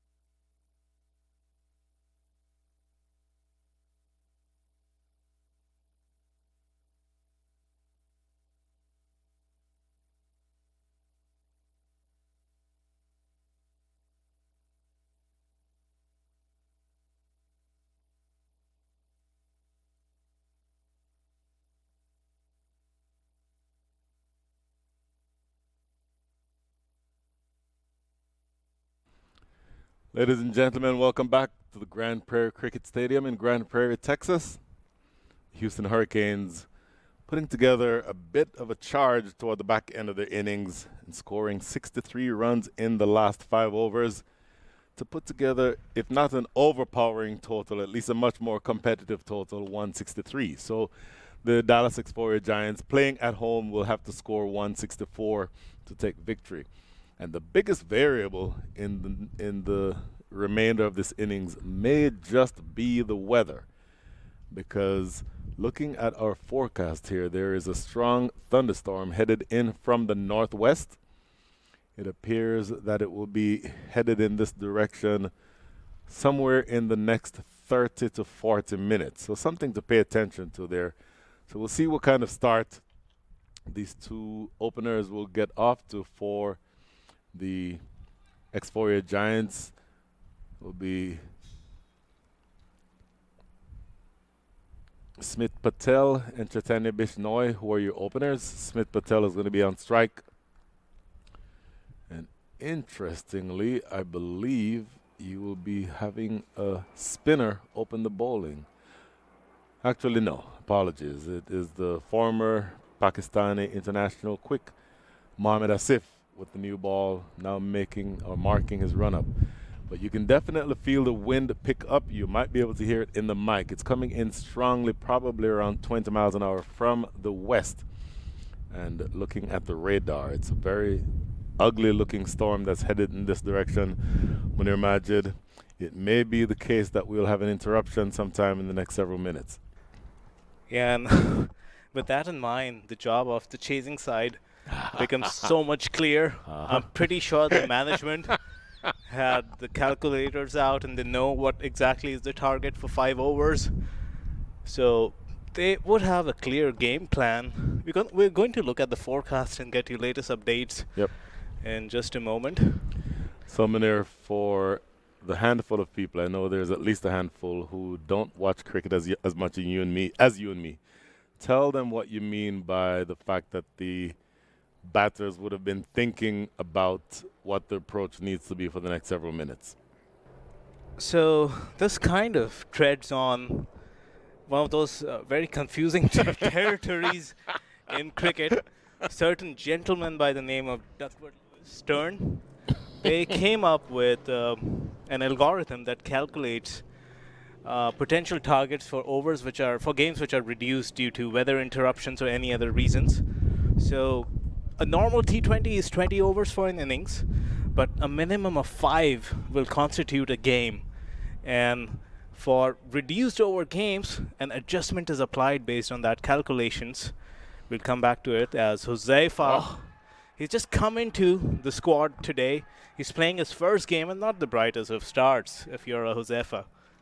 Short, wide 4.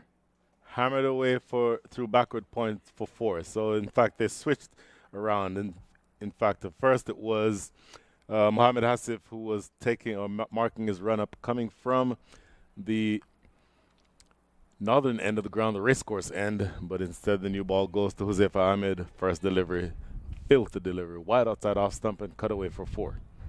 Yeah, still trying to get my breath back. We're like kids in Candyland. Yep. We've been checking out that beautiful lush green outfield at every possible occasion. And it's a sight to behold. The lights are in full effect. And this beautiful lush green ground, a target of 165, 164 in fact. And it promises to be quite a game in this inter-Texas encounter between these two teams. Huzaifa Ahmed is going to continue. The scorer has Saklan Heather. And this one, match for match, when you talk about the Xforia bowling, the second ball went for 5 wides, and so does this one from Huzaifa Ahmed. Well, it's exactly a match for match. The first 2 balls, the first one was hit for 4, and the second went for 5 wides. That was the way the first over started. And this really is a filter delivery. Looking at that, had that been a left-handed batter, that would have been a wide outside his off stump. So nowhere near where Huzaifa Ahmed wants to be bowling. So 9 runs with 1 legal delivery bowled in the exact same fashion that the first innings was started. Back to the point that you were making, Munir, when there is inclement weather expected and the batting side will not have the chance to bowl the full, to face the full 20 overs, those adjustments are made. And those adjustments have everything to do with a revised target given a reduction in playing conditions. So as of right now, they are still on the field. Rain has not yet interrupted things, but something to look for later on, because if rain interrupts the innings for any length of time, then the number of innings that are the number of balls that can be bowled has to be reduced. And that's where we mentioned Duckworth-Lewis. That's where the corresponding target is also reduced. So it's a very tricky algorithm. You probably need a doctorate in math to be able to calculate it, but just know that that's what the idea is behind it. Next delivery outside the line of off. The last 2 balls have been much more like what he's looking to bowl here. Joseph Ahmed, left arm over the wicket bowling, slanting the ball across the right-handed Smith Patel. And those last 2 deliveries are exactly what he's looking to do. He's definitely changed his plan of attack. The first couple of deliveries, he was looking to shape them into the right-hander. The last couple, there's a clear intent to take it away. Not just the angle slanting, but I also saw some definite away movement. So good signs for Josefa. He can get the ball to go both sides, both ways, but just needs to get his bearings right. Here he comes again.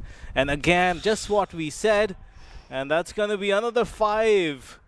Fiver, 2 big wides, 10 extra runs within the first 3 deliveries of the game. When you're defending a slightly under par score, this is not the prescription. Oh my goodness, look at this. This one swung back in. So look here, swinging down the leg side, and again, a filthy delivery. That line is nowhere near what he wants to bowl. And unfortunately for him, Joseph Ahmed, 14 runs already on the board, and only 4 of them have come off of the bat. So he's going to have to be much, much better with regard to his line.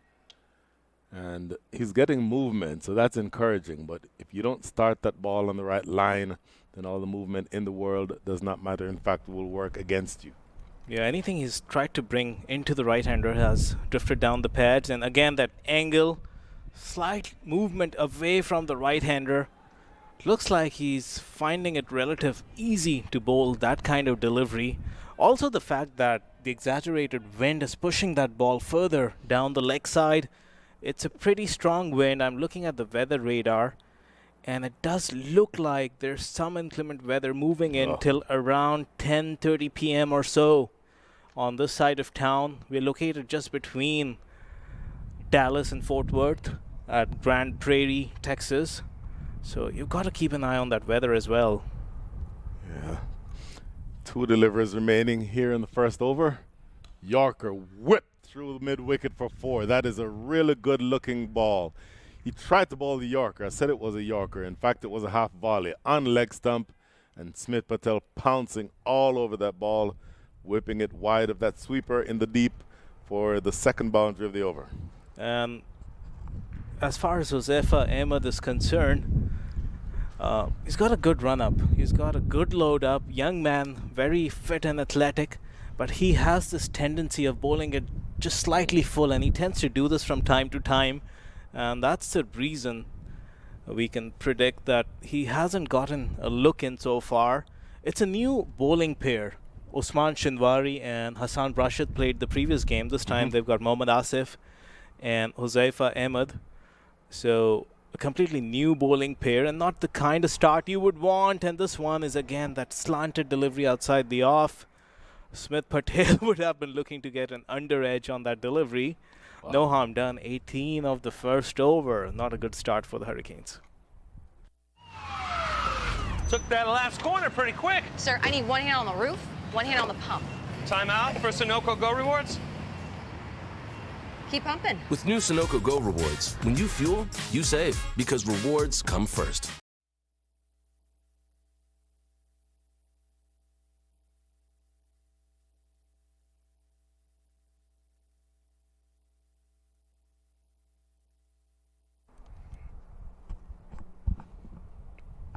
So the Murphy's Law in effect for the Hurricanes.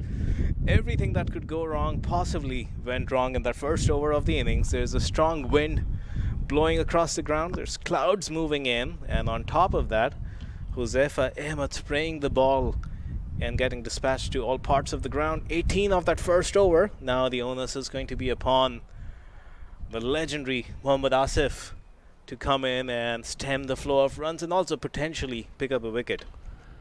Well, Mohammad Asif, you expect for somebody with his caliber to be accurate. You don't expect him to be spraying it down the leg side, bowling now to Chaitanya Bishnoi. That's an interesting looking delivery. It is right on the right line, climbing as it goes through to wicketkeeper Saklin Haider. I want to see you look at this again. Look at this delivery. Left arm, make that right arm over the wicket to the left-hander. Look at this ball bounce and climb. Yeah, and the thing about Mohammad Asif is it's very unlike Pakistani bowlers historically. It's a very nice and easy run-up, well within himself, eases to the crease, so his primary weapon is control. This is beautifully driven, but it's straight to the skipper Usman Rafiq. So Mohammad Asif is looking to tease Chaitanya Bishnoi on that line, just outside off. A slip is in position as well.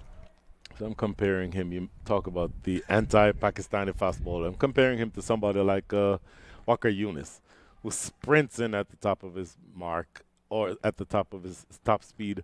Somebody like Shoaib Akhtar, definitely anti both of those guys. Looking to slash this away. And that line outside the line of off, Joseph Ahmed could work, could learn something from this. Maintaining a really good line here, Mohammad Asif, and keeping that ball out of the reach of the left-handed opener. Yeah, and you would think that Mohammad Asif in this stage of his career at 40 years old is probably losing it, that primary skill set which got him so much recognition. But even at his prime, he was mostly this kind of a bowler. Yes. Nice, easy jog to the crease, but everything comes from that wrist, the magic comes from the wrist and gets it to move ever so slightly of the seam. So keep an eye on that wrist if you are a Chaitanya Bishnoi. Yes. He won't give you much though. He was the proponent of that wobbly seam delivery, Brian, which even he wouldn't tell you which way it was going to go after pitching. Exactly. So 3 deliveries, a much more sedate over this, over number 2. 18 runs already on the board, just 146 remaining. Quick single, look at this. Oh, throw it down to the non-striker's end. A bit of a hustle, a little bit of a yes-no situation. But eventually, Chaitanya Bishnoi gets off the mark. 1 run against his name, 8 against Smith Patel's name. Now look at this. The highest score in the inning so far easily is extras. 10 of them so far. Yeah, and if you're those 2 fielders at point and extra cover, you know Mohammad Asif is not pitching any ball full, so that slashing blade is out of play. Drop and run is oftentimes the shot these 2 batsmen would rely on. I wonder if they need to be on their toes, saving that single, keeping Bishnoi on strike, and building that pressure. So you're going to be thinking here, if you're the batting side, Xforia Giants are thinking, okay, weather is coming in. If Duckworth Lewis comes into play, 2 considerations. Number 1, I want to be ahead of whatever that rate is. But number 2, I don't want to lose any wickets. So bear that in mind. Outside edge goes to that man on the circle at backward point. That's Matthew Trump. Make that Joshua Trump. In fact, it's impossible to tell them apart if they don't turn around and show their number. But either way, oh, speaking of Trump, some refreshments brought here by the great Brett Trump. Thank you, Brett. And so 1 ball remaining here. Very good over by Mohammad Asif. 1 run coming from the over so far after 18 from the first over bowled by Joseph Ahmed. Here's the last delivery. And again, that teasing line in length. What he has done very well is he has thrown it in that perfect corridor in this over. So things have been pulled back by Mohammad Asif. At the end of 2, it's 19 for no loss. वक्त आ गया है Lakshmi basmati rice को घर लाने का। Lakshmi extra long basmati rice. इसका हर दाना हो इतना लंबा, पकते हुए महके और प्लेट पे क्या खूब खिले। हाँ, मेरे घर लाने का।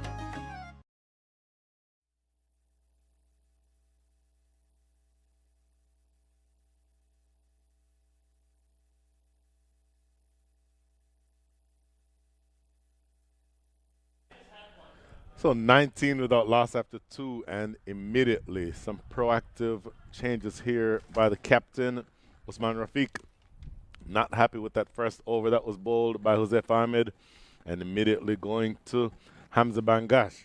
Hamza Bangash generally bowls in the middle overs, so you'd normally see him bowl, say, overs 8, 10, 12, 14, somewhere in that range. But he's now asked to come in and bowl over number 3.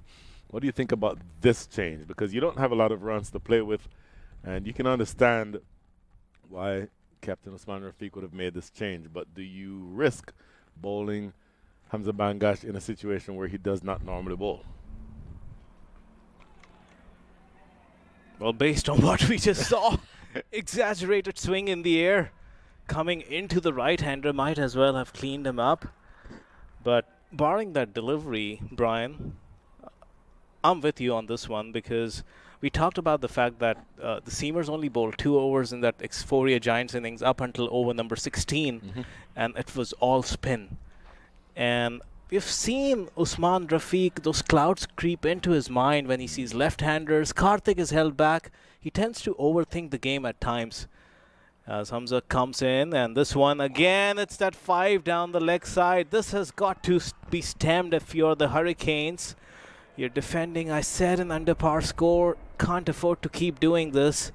And that kind of affirms the point we were talking about. They need to pull back this flow of runs, and I would have liked to see spin just because of the fact they saw the Xforia Giants bowling, and they had spinners on from the 3rd over all the way through till over number 16.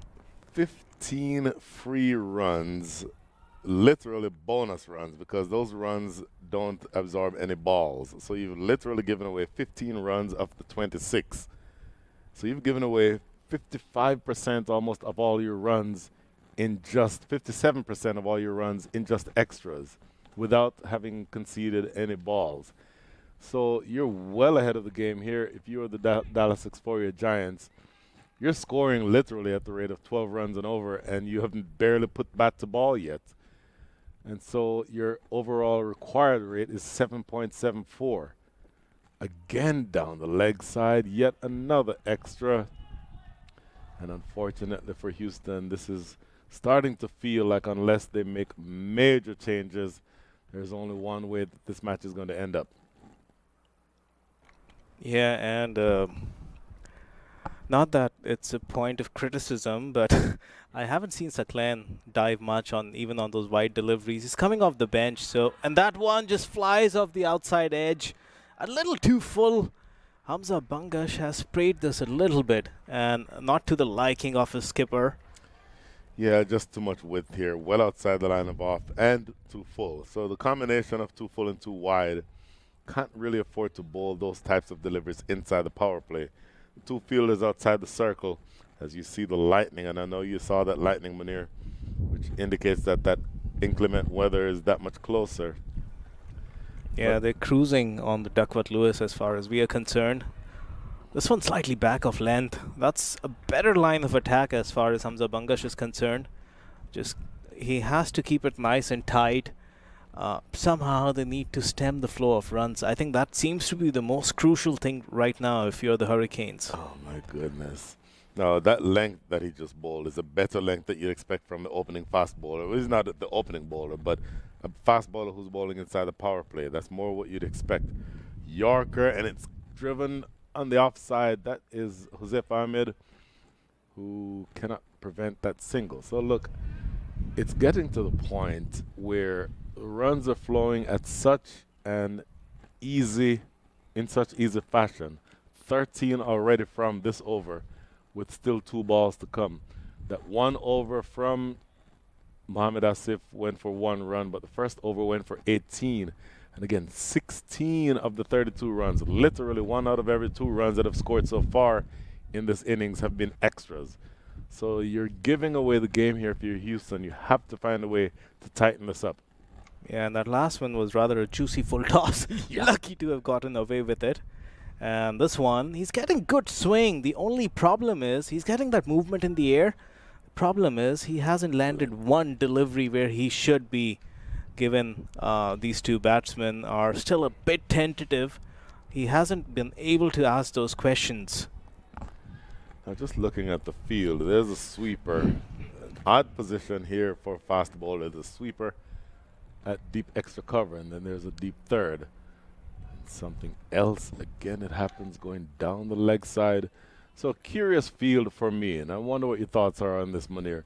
There's a sweeper at deep extra cover, and there is either Joshua or Matthew Trump. Can't see exactly which one it is. Might be Matthew. He's more the boundary rider. He's at deep third, kind of a wide deep third. So that forces him to bowl full on the off stump, does it not? And that's lofted straight to Saif Badar at mid-off, and he takes the easiest of catches. Boy, coming back with a vengeance here. 14 runs from the over so far. In fact, that's the last ball of the over, but he does take a wicket with that last ball. Hamza Bangar strikes. 33 for 1 is the score for the Dallas Xforia Giants. Yeah, the way I see it, it's a soft dismissal. Nothing to that delivery. Juicy half volley, and Smith Patel just, his eyes lit up, really. He just closes the face of the bat, trying to go a little too hard, trying to be a little extravagant. And he really would be just looking back at that replay, and he would think he should have dispatched that to the left of that fielder. Coming back to the point of those two fielders, I think that's the field for bad balls, really. It's interesting that you say that, because for me, one of two things has to happen if you have that field.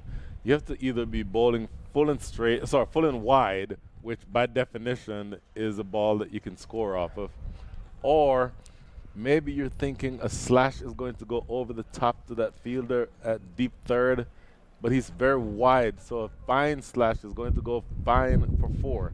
So it's a curious field. I'm not exactly sure what they're trying to accomplish, but in any event, that is the end of the over. We may have missed that. Apologies. 33 for 1 after 3.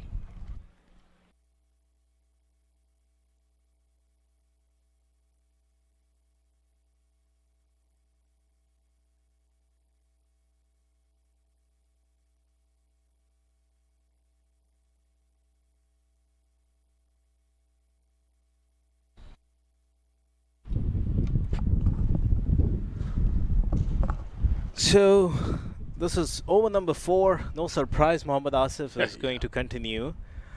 In the last 10 minutes or so, the winds have picked up, and we also saw some puffs of dust just blowing across the field. So both teams would have an eye on the weather. This might change further. We kept on saying that there was some rain moving in. There's a serious cloud cover coming from the northeast side of us, and it's coming in towards the ground. As Mohammad Asif is going to continue, he's bowling to Chaitanya Bishnoi, and no surprises, he's looking for that angle across, but even Mohammad Asif this time around just sprays that a little bit wideish off stump, and a widest signal by umpire Patnaik. Mohammad Asif left, I keep saying left, I apologize, right arm over the wicket, so you see the slip fielder in position because they're looking to take wickets. At this stage, you get the sense that they have to take wickets. So slightly going on the attack here, but Mohammad Asif getting that one just a little too wide. And this one is slightly better, but umpire Partha is not going to let him get away with it. In Mohammad Asif's defense, the batsman was stepping down, so he tried to just get it past that slashing bat of his. Not successfully. A wide is called. Almost a carbon copy, even though that one is much closer. Partha Patnaik just deciding that that did not get inside the line. Bearing in mind that line is a guideline for the umpires. It's not absolute, and it's still the umpire's discretion. This one down the leg side, looking to sweep away, and no contact made. In fact, that passes between the batsman's pads and the off stump. Asif should consider himself very lucky not to have knocked him over. But I wonder if there's even the need for this. Only way for the Hurricanes to crawl their way back in this game is if they can pick up wickets here. They picked up one in the last over. And mind you, Brian, the role of Chaitanya Bishnoi, given Usman Rafiq has those preconceived notions about combinations. If he stays there, he's going to resist bowling his spinners, in my opinion. This one is on the pads, and that's a catch dropped. What is happening, Houston Hurricanes? And it's again that same Josefa Ahmed. He had a bad first over, and this one was straight at his body, right at his throat. Oh, you might have heard this before, Munir. When you're having a bad day in the field, the ball follows you. And look at this, clip firmly. But I think every single time you will back yourself to have taken that. That was head height. He jumped, and I don't think he needed to jump. All he needs to do is put his arms up, and that is taken probably 6.5, 7 feet in the air. But you can easily reach up and take that without jumping. And this one is again called a wide. This one was rather more like it as compared to the last one, which was just flirting with those tram lines outside the off stump. If you are the Hurricanes, Brian, given the way you've played, the way the proceedings have gone, you're very conservative through the middle overs. You just couldn't gain any kind of momentum. And there was an onslaught from Hamza and Matthew Tromp, but the way this innings has gone, catches dropped, lots of wides. I think if they're on the wrong side of this result, they cannot come back and say that they've gotten the hard deal out of this. They haven't played like a team that deserves to win today. And this one again, just inside edge, and this is going to evade that fielder, but there is Joshua Tromp who slides in and keeps it down to a couple of runs. My goodness, that is in fact Matthew Trump coming across from deep point.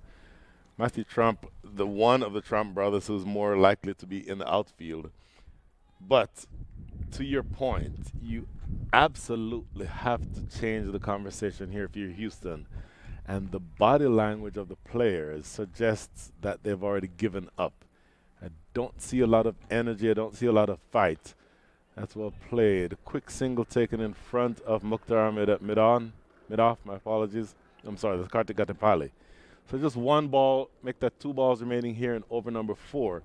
But they've gotten to the point now, Munir, where you're only requiring 7.53 and over from here if you are the Xforia Giants. You're already scoring at 11.5 and over. So you're being given runs, and Houston has not done a whole lot to change that conversation in that way. Absolutely, Brian, and the kind of errors they've committed at this level, you just don't expect those. Even if you're a bowler waiting in the wings for your opportunity, when you come in, you have to hit the ground running. There's no second option to it. And spraying the ball as much as they did, and this one is just going to keep going on that fast outfield. Karthik gives it a labored chase. There's no spring in their strides, it seems, and they need something to go their way. A stunning catch, a wicket somehow, just to turn the flow of this game. When you have a team that has its shoulders drooping, you do need something to happen. Sometimes it can be the captain pulling everybody into a quick huddle and saying, hey, come on, let's go. We haven't lost this yet. Or, as you mentioned, potentially a stunning catch or something. But there certainly needs to be something that changes the conversation, as that's punched off of the across the ropes, goes all the way for 4 through cover. So that will not help things any. 14 runs coming from that over. And if Mohamed Asif is going for 14, one wonders what chance the others have as this is driven through the covers. Yeah, not the kind of delivery Asif would like to bowl. Although he's been getting some movement in the air and off the seam, but that's again just that half volley. Invites the batsman Gomel to a nice check drive. And Gomel, who scored an 80-odd, 75 in fact, just as he was dismissed. You predicted a century and he was dismissed the next ball, so we have passed on that nag. After 4, it's 47 for 1. We'll be back in the next one.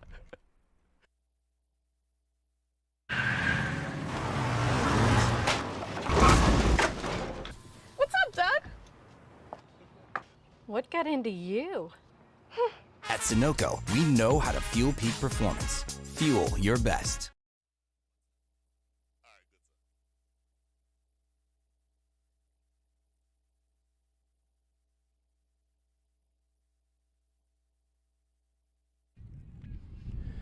47 for 1 after 4. Boy. 11.75 and over is the rate at which the Dallas Xforia Giants are scoring. And look at this. We sort of, maybe we goaded him into it.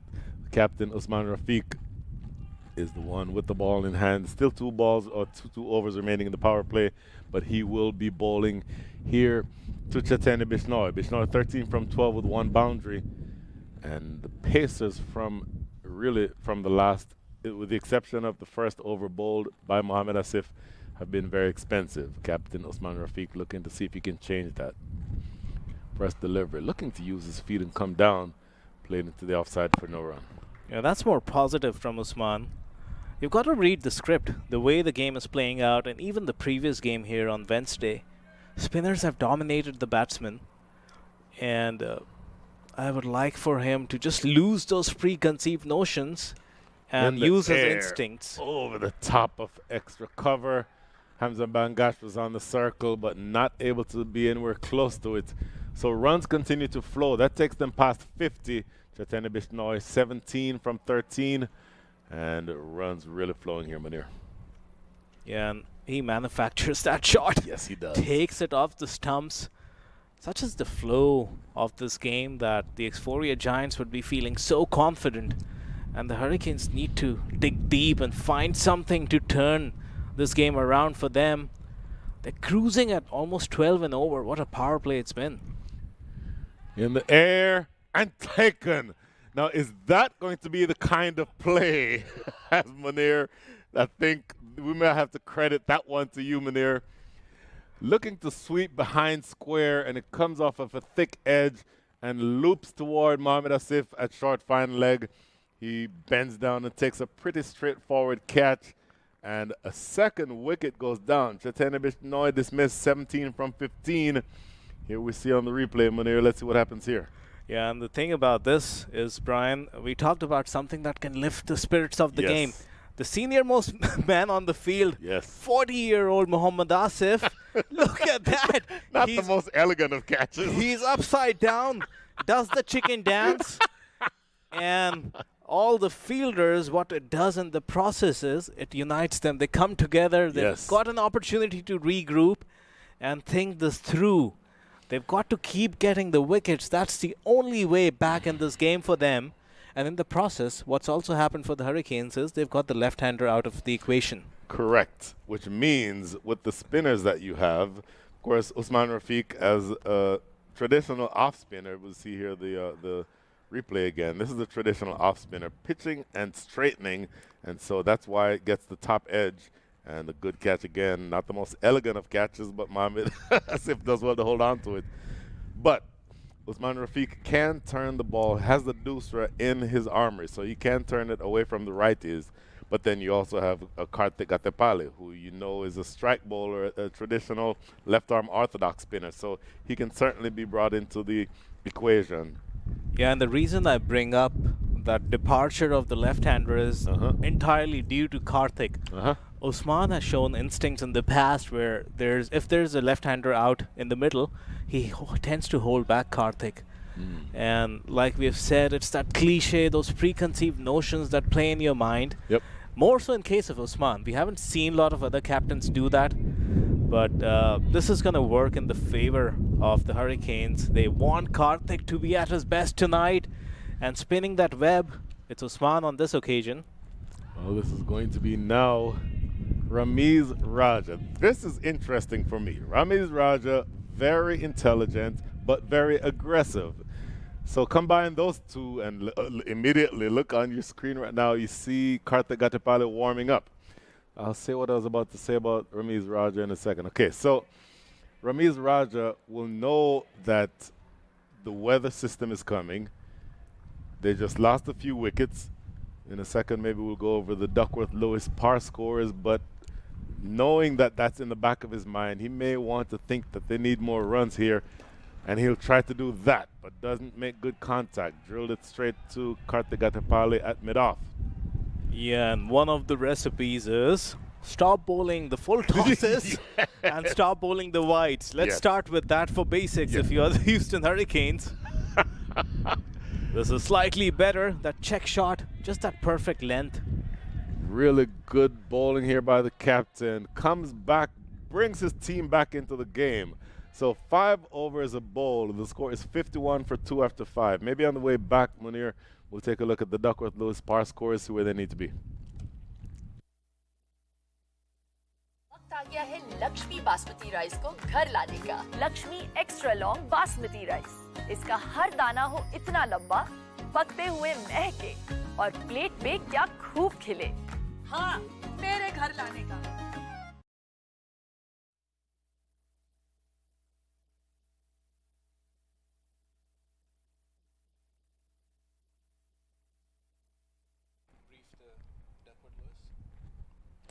So on the screen here you see the proverbial Manhattan. A couple of really tall buildings there in red to start the over or to start the innings, but the fall of a couple of wickets have brought down some of those high buildings. Now, looking at the Duckworth-Lewis par scores, and again, forgive us if you are not familiar with the system, but this is essentially a revised target given any interruption for rain. The par score for Duckworth-Lewis after 5 overs, given the loss of 2 wickets, the par score is 41.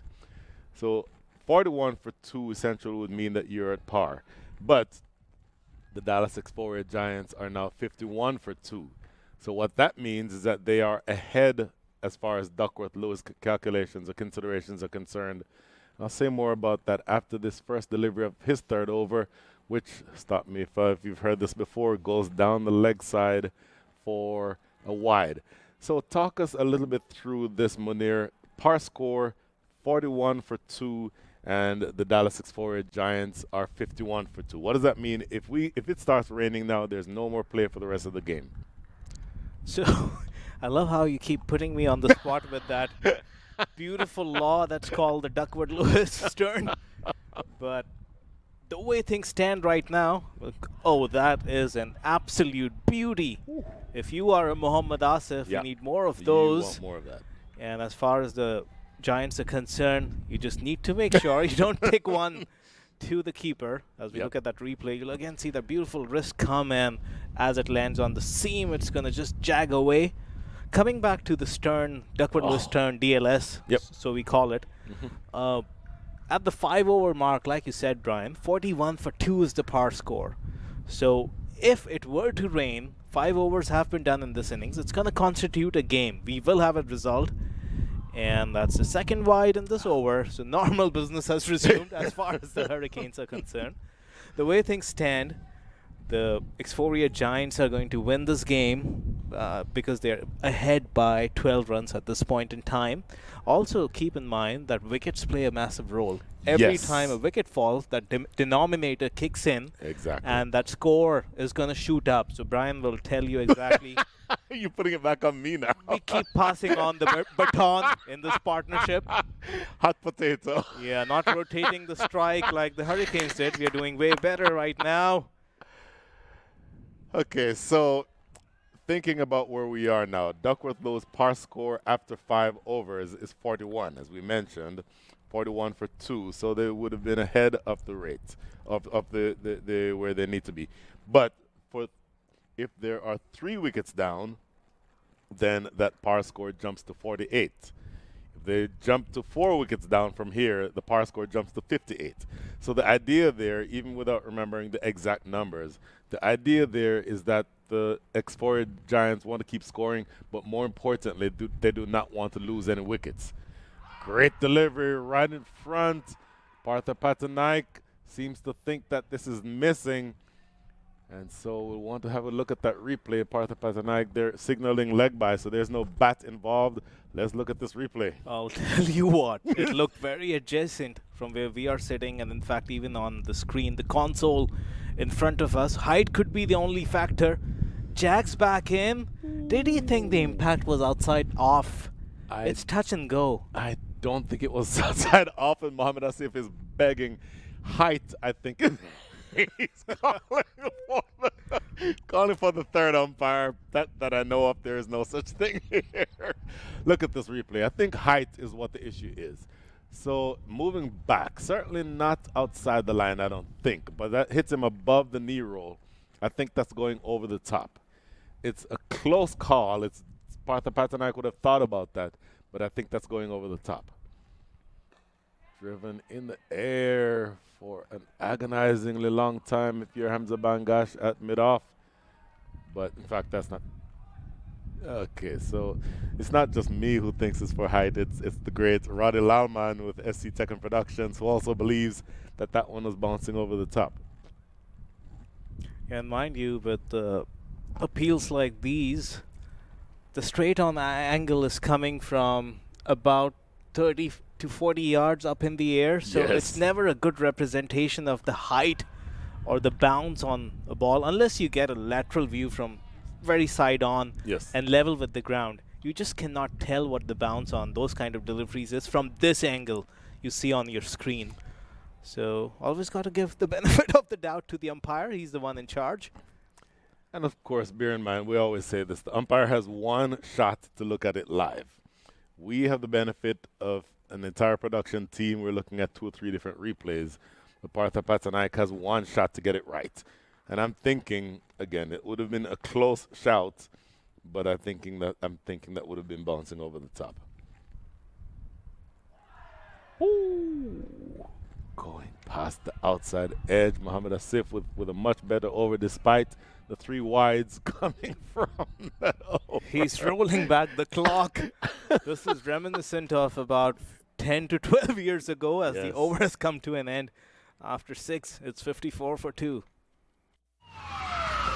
Took that last corner pretty quick. Sir, I need one hand on the roof, one hand on the pump.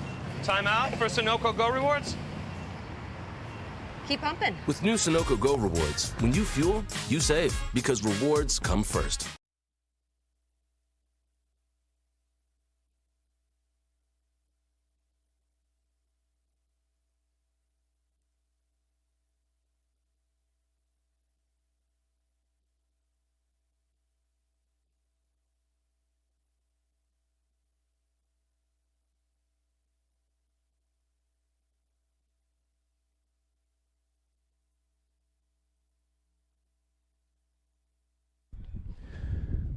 Sunoco Minor League Cricket Championship.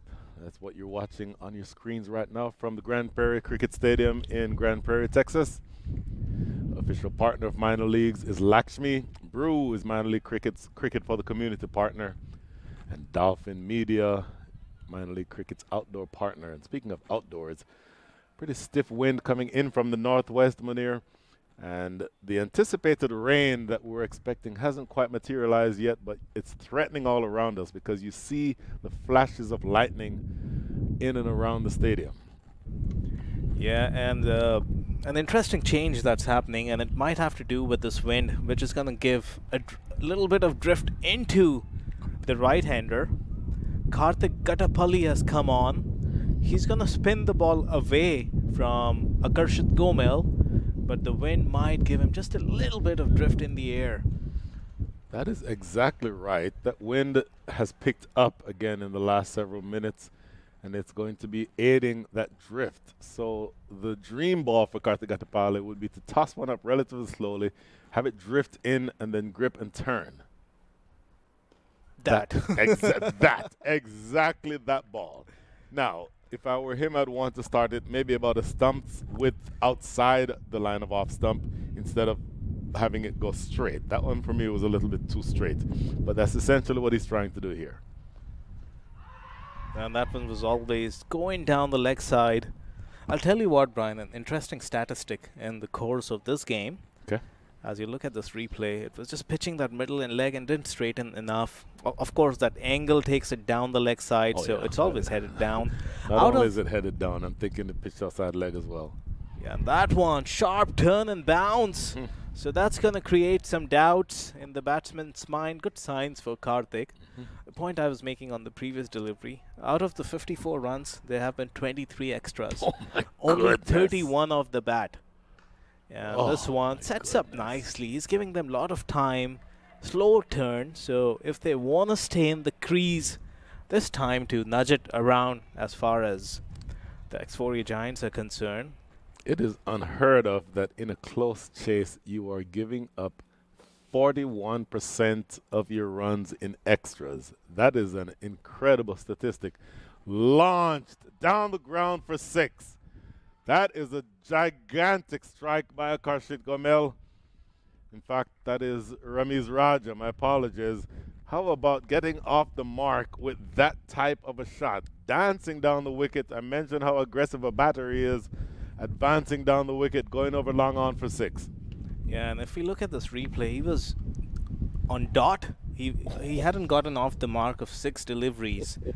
A very interesting observation I make here is when Fahad Babar was getting stuck, the fact that they didn't have trust in the batting that was to follow and they didn't have runs coming into this game, he couldn't play these kind of shots, release shots, and attack the spinners. And the main factor there for Ramiz was he's not scared of losing his wicket.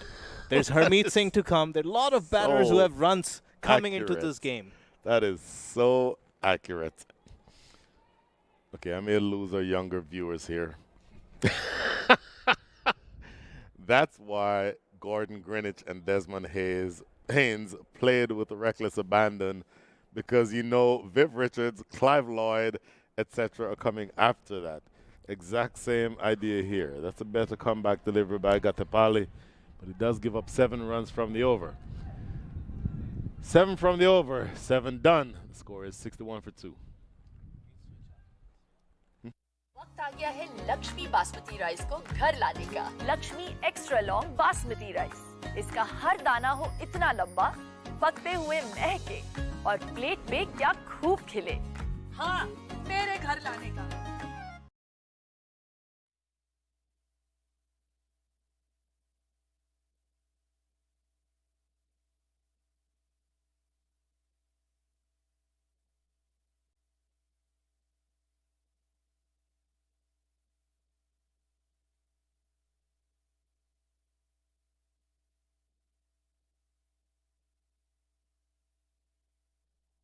All right, so over number 8 in this innings, 61 for 2.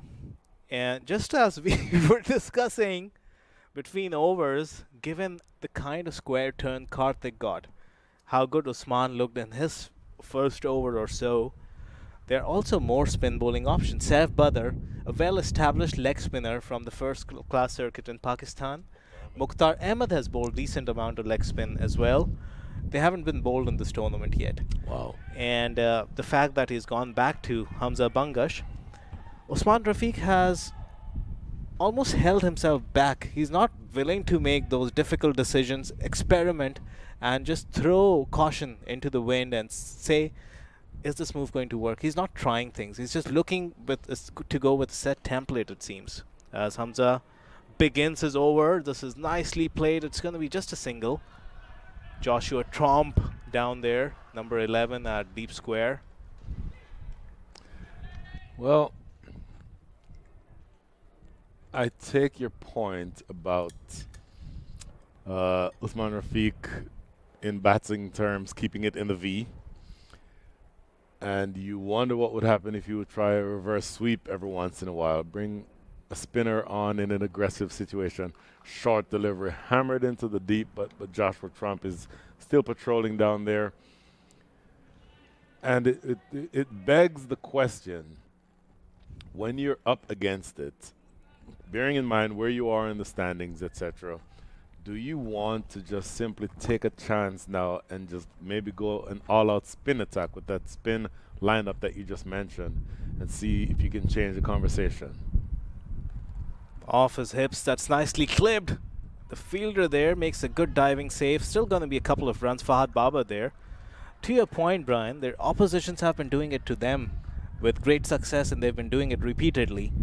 So why are they holding back and they're not going for the kill with just spin? And given that the script has played out in a manner that Seam is just going for runs. We saw how the Houston innings took off in the last 4 overs when there were 2 seamers. How it started in the first couple of overs, but on this occasion we haven't had 2 bowlers bowling in tandem in first 7.5 overs in this innings. 2 spin bowlers, that is. Yet another one down the leg side. So once again, you're defending a total that may be close to par, maybe slightly undercooked. 24 extras have been given away so far. 36% of the runs that you've scored have been in extras. And stop me if you've heard this before. There's another one.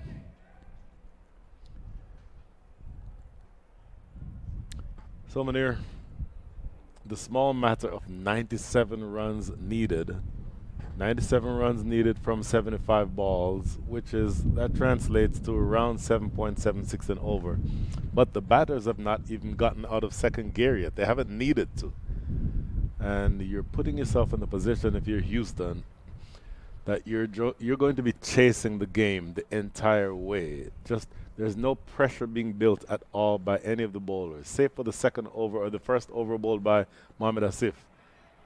It's a good ball. They need several more of those because at this stage, the idea is to build pressure, and the bowlers are not able to do it, which means that the batters can bat with a certain amount of freedom because runs are flowing. Yeah, there's going to be that odd effort ball that may just take off, but you have got to ask yourself the question: is seam doing enough to be a viable threat on this pitch and in these conditions as compared to spin? And that again might be called a wide. It's that same sorry tale as far as the Hurricanes are concerned. The extras are inching to 26 now out of 67. 38% of your runs in extras. So you're missing your premier strike bowler, Usman Shinwari. Jose Ahmed has bowled one wayward over. Hamza Bangash, 1.4 overs, 1 for 20. I don't know why you don't just go all spin from here. That is hammered. That goes all the way for 4. Akarshit Gomel, who's been there a little bit. He's now 14 from 13 with this. That's his second boundary. For me, Munir, at this stage, I'm bowling spinners because the Pacers are just simply not getting it done. Yeah, and if you are the Hurricanes, you should be having Saif Badr, Mukhtar Ahmed warming up. Yes. And also the likes of Usman Rafiq and Karthik Gattapalli being rotated. The kind of square turn we saw from Karthik, that's the more likely option to produce a wicket. Here you're hoping for the batsman to err and gift you a wicket, like Smith Patel did to Hamza Bangash. You're not manufacturing wickets, and the required rate is 7.5. They can just work this around for ones and twos, like on that occasion, and just walk home with this, basically. At the end of 8, it's 73 for 2.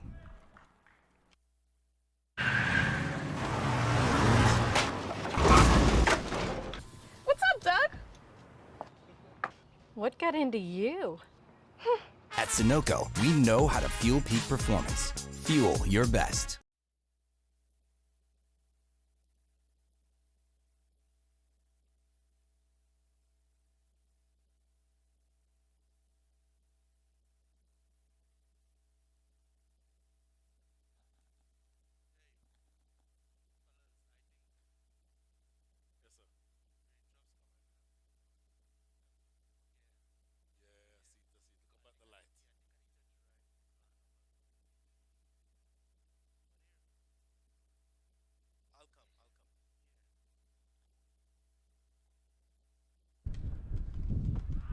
So we're into the 9th over. 7-3 for 2 is the score. The Dallas Xforia Giants have found things relatively easy so far due to a ton of runs given to them. This is Karthik Gattapalli, who is now bowling. And I'll tell you what, ladies and gentlemen, looking up at the lights, we see the rain starting to come down, and it may just be a matter of time before the umpires call a stoppage in play. That wind is now, in fact, switched around. The wind is now coming from the south. This is lofted in the air, catchable. Did not get there in time, and in fact caught in between bounces, and it goes away for 4. It was in the air for a while. You thought that that fielder on the boundary would have been able to get under it. That was a diving attempt at the last second there. That's Usman Ashraf down there at the boundary. Not able to get there in time, and to compound the error in judgment, the ball ricochets past him for a boundary. So a heavy drizzle coming across the ground. For the time being, the players are staying on. And Nachimutu is the umpire. Kartik Gatapali, the bowler. And they're staying out there for the time being. Next delivery clipped around the corner. Tried to clip it around the corner anyway. Having that one come off the front pad. But a judge not out. My goodness. 4 deliveries already bowled in the over. 77 for 2 is the score. And they're looking to see how quickly they can get through this over. Because I think Houston knows, oh, this is catchable. No, over the top of Usman Rafiq at extra cover. And they'll have enough room to come back for the second. So flurry of activity all of a sudden. 2 more runs. Last ball coming up in the 9th over. Usman Rafiq into his second over. 1.5 overs, none for 13. So he's been, you would think, as a left-arm spinner bowling to the 2 righties on a turning track, he might be used a little bit to more effect. But this is just a single. And looking now to see what the rain is doing, and I'm looking at the umpires. As of now, they seem to be content with having the players stay on. Partha Patanaik immediately in position at the racecourse end, immediately ready for the next over to start. And in fact, it's Usman Rafiq, the captain, with the ball in hand. He's looking to get through these overs very quickly because they know they want to get as much as possible. Try to get a couple wickets to get back into this game before the rains come. As we explained, Duckworth Lewis will change that equation if they're wickets. And after 9 wickets or 9 overs, the score is 80 for 2. We'll get you a par score in just a second. 9 overs with 2 wickets down. The par score is 66. So they are well and truly ahead of the par score here. So if you're the Xforia Giants, you're perfectly happy picking up 1s and 2s. As long as you don't lose any more wickets, you're well ahead of the game. So, Munir, you're not only an expert commentator, as this is lofted down the ground, catchable. No, it's going to fall in front of Saif Badar coming off the boundary. You're not only an expert commentator. Did I just see you driving the equipment van? So, yes, you did. First thing first. And did I, while I was driving the van, trying to bring it inside the shade to protect all the production equipment from the rain that's now moving in, did I see a catch being dropped off the corner of my eye? That you did. So the wheels falling off the truck a little bit here for Houston. Usman Rafiq, 1 for 6 from his 1.2 overs. Boy, almost feels like there's a dome over this facility. Oh, was that an edge? Looking to run this one fine off the face of Akashik Gomel. Don't know if that came off the edge, but not picked up cleanly in any case by Saklin Hader. Yeah, by Usman's reaction, it seemed it did come off the shoulder or the face of the bat. This one was just back of length, giving him so much time, and one good effort there from Saif Badar. Saves the boundary, keeps it down to 2. So you like seeing that. Regardless of how the match is going, you have to give your all in the field. It is the one thing that you can do as a cricketer where you can give all your entire effort. And so throwing yourself around in the field not only prevents runs, but sort of injects enthusiasm into the rest of the field and the rest of your teammates. Yeah, and from where we are sitting, we're at a slight elevation. We're in the second tier. So up against the lights, we can definitely see a drizzle. It's now pouring down quite a bit. You cannot quite tell in that camera angle you're looking on your screens. But the rain, in fact, has started to come down. Like we said, it was about to move in around 10:30 p.m. 10:23 is the time right now. If you are the Xforia Giants, all you need to make sure is you do not lose a wicket. And you will be home just fine if the game is to stop here. That is true. And Ramiz Raja trying to make his body language have the umpires convince them to let the players go off. looks to tuck his bat under his arm and walk towards the pavilion, but the umpire is saying, no, we can still keep going. Umpires want to make sure that this game is ended on the field of play. So I'll tell you, this is the situation where with the spinners bowling, the umpire is going to be, I think their default position is going to be to play as long as possible. But boy, when you're looking up at the light fixtures, that rain is coming down a little bit more heavily. And in fact, you can probably, just looking across the field, you see it sweeping across the field. And there's this, oh, in fact, I thought for a second Karthik Natchamutu was going to say we're going off, but he allows play to continue.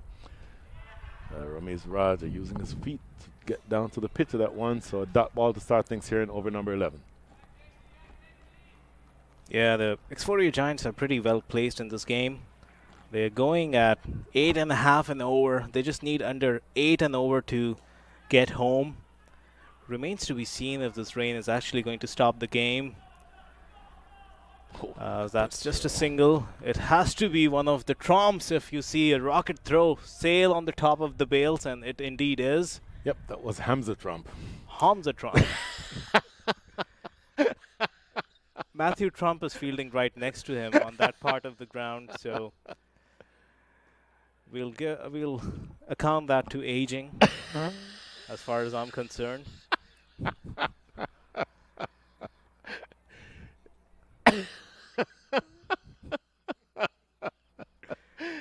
87 is the score. They need another 77 in the air and caught. So does this become a twist in the tail? So the catcher's taking a backward point, a wicket falls. It's the left armer spinning the ball away from the righty that created this wicket. And it appears almost that Fahad Babar might have injured himself taking that catch. Want to see that happen again. In fact, he's limping around. But the important thing for Houston is that a wicket goes down. Talk us through this one, Munir. And we'll see that turn and a little bit of it, just ever so slightly, turns just a little bit. And there was that invitation. You always look for that gap, backward of point and short third. And he just couldn't pick the gap on that occasion. And now walks out Harmeet Singh to spice up things just a little bit. And Karthik Gattapalli, he now has to bowl to a left-hander. His skipper has been protecting him from that scenario in the last few games. Very interesting. So I'm wondering what the thinking is here for Harmeet Singh. Because the rain is coming in, but 3 wickets down, we're into the 11th over. The par score after 11 with 3 wickets down is 83. They are at 87, so they've drawn a lot closer, but still ahead of the par score.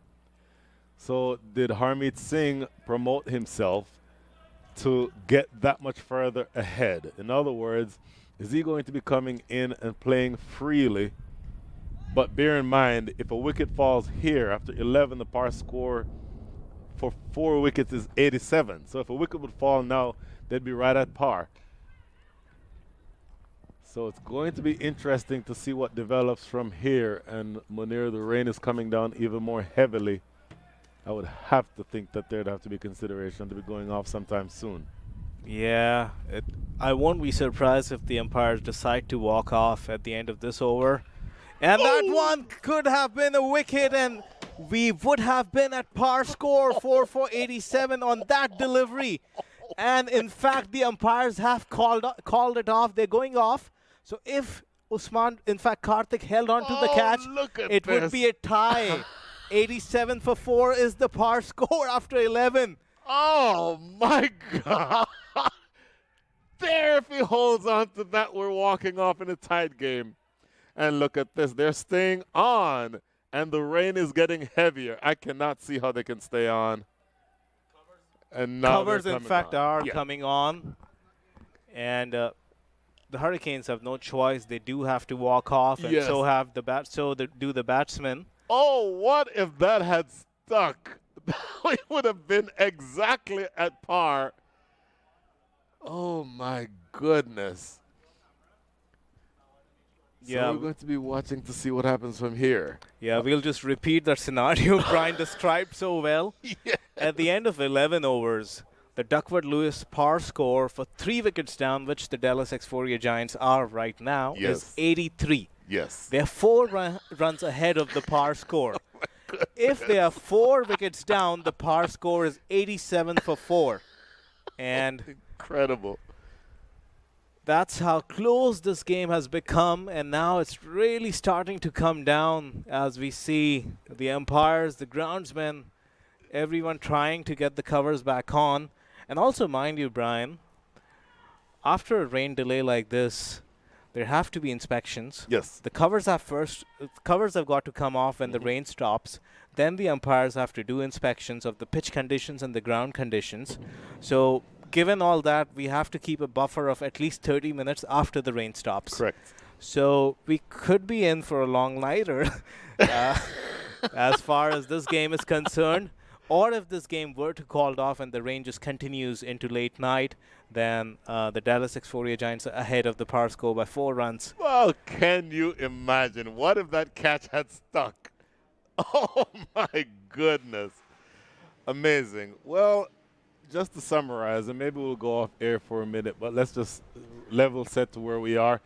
The Xforia Giants chasing 164 for victory are 87 for 3 after 11. The full scorecard, Smith Patel 8 from 10 with 2 fours. Chaitanya Bishnoi 17 from 15, also with 2 fours. Akashik Gomel, the last man dismissed, 26 from 26, even a run a ball there with 3 boundaries.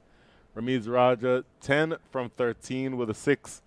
And the big number there, Harmeet Singh, none from 2, but it very easily could have been not from 2, meaning having been dismissed.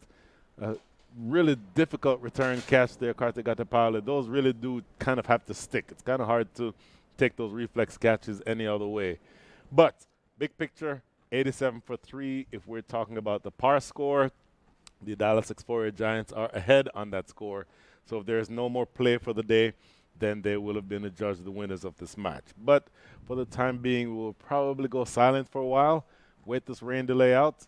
For now, we're taking a short break, unless there's something else you wanted to add, Manir, before we go off. I've been just looking at the scorecard, Brian. You walked us through the scorecard. I'm just looking at the Hurricanes bowling and, in fact, the batting as well for the Xforia Giants. The highest scorers in this innings are not just Akarshit Gomal. There's also extras with 26 apiece. Those two are the highest scorers. And if you look at the bowling scorecard, the wides came from the 3-seamers. The scorecard still shows Saklan Heather, but it's actually Josefa who bowled that first over. 10 wides for him, 2 extra deliveries. Mohammad Asif bowled 5 wides, and Hamza Bangash has also conceded 10 wides. The spinners, Usman Rafiq and Kartik Gatapalli, no control issues, no wides whatsoever. 2 overs for 10 and a wicket and 3 overs for 15 and a wicket. How contrasting are those seam versus spin attack numbers, and still we haven't had the kind of spin you wanted to see. So it's kind of been an afterthought as far as the Hurricanes are concerned. Maybe they'll go in the dugout and reflect on that scorecard and realize, oh, we missed a trick or two. But it might be too late. We'll try to get you a shot of a camera looking straight into the floodlights, which would give you a decent idea of how much or how heavy is it pouring down as you see that camera trying to pan. And now you can see against that black backdrop towards the back of the stadium, you'll see that it's really pouring down, and there are those 2 groundsmen still out there weathering the storm and trying to ensure. Literally weathering the storm. And trying to ensure that every nook and corner of that playing square is covered. But the outfield is soaking it all in. And I guess with that now, there's not much to say beyond that. We can now go into a break, and we'll try to come online every now and then and keep giving you fresh updates as we speak to the umpires. We'll get updates as to what the plan is. But as it stands right now, just to reiterate, on the Duckworth-Lewis, the Xforia Giants are winning this game by 4 runs as it stands at the end of 11 overs, in fact.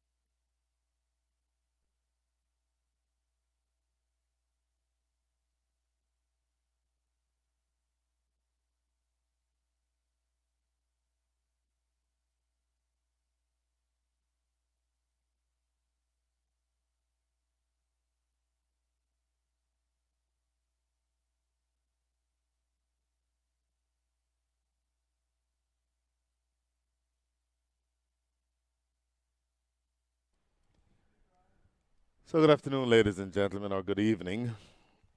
It appears as though weather has the last laugh tonight in the match between the Dallas Xforia Giants and the Houston Hurricanes. The Houston Hurricanes looking to defend 163 runs, but as we tried to explain a few times, in inclement weather, the revised target known as Duckworth-Lewis comes into play.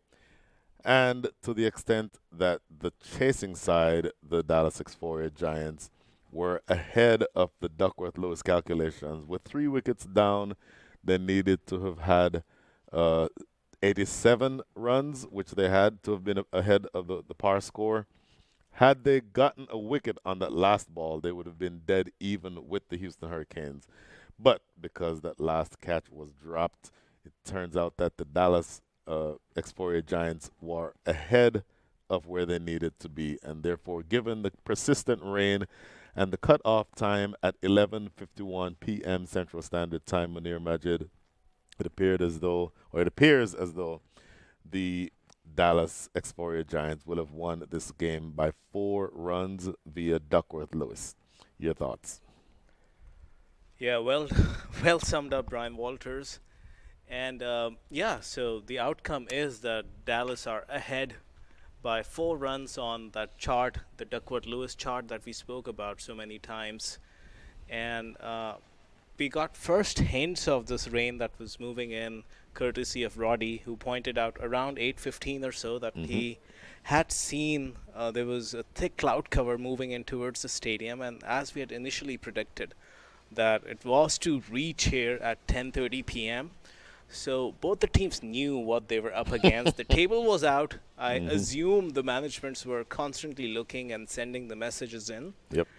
And at the end of 11, the par score for 3 wickets down, like you said, Brian, was 63 for 4. 63 for 3. And 83. 83 for 3. It's been a long night.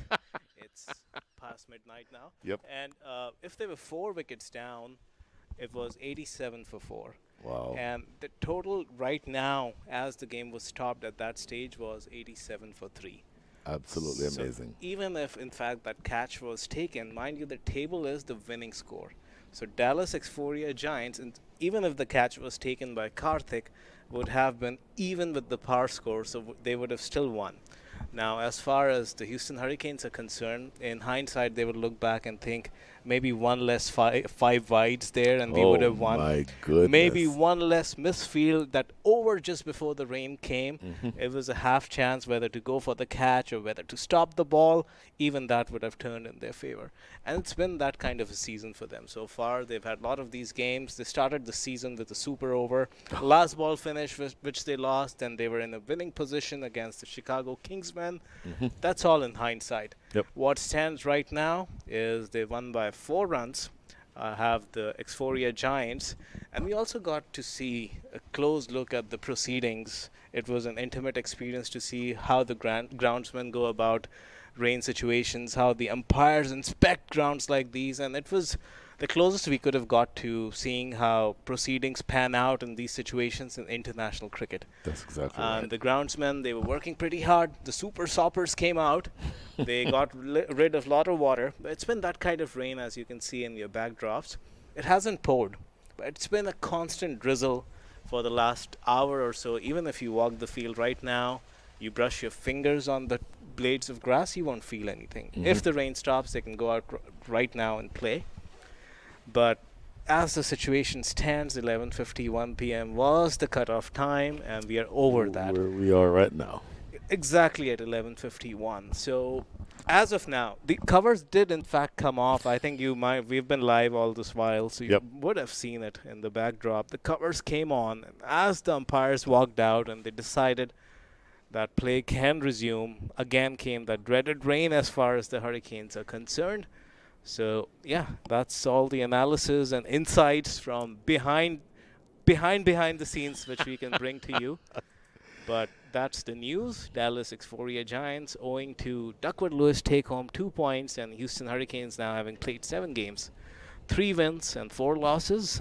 They are still at 6 points as we see that final match summary. Brian Walters, walk us through this and give us some of your keen insights, your observations on this game so far. Well, the Hurricanes accelerated beautifully toward the end of the innings. Were sort of chugging along in second gear for a while, but Matthew Trump and Saif Badar, 37 and 31 respectively, towards the back end of the innings, particularly Matthew Trump, dragged the Hurricanes to 163 for 4. Best bowlers there were Harmeet Singh, Patil, and Bishnoi, 1 wicket each, all of whom are left-handed spinners, we might point out. Dallas Xforia Giants were always ahead of the game, and particularly a few lusty blows toward the back end of the innings made it a little interesting, as we mentioned. Had that catch been taken, the Xforia Giants may just have been level with the par score. That catch was not taken, and so ultimately the Xforia Giants win by the margin of 4 runs. So that will take us home. Ladies and gentlemen, even though it has been sort of an aborted match, it's really exciting to be able to bring that to you.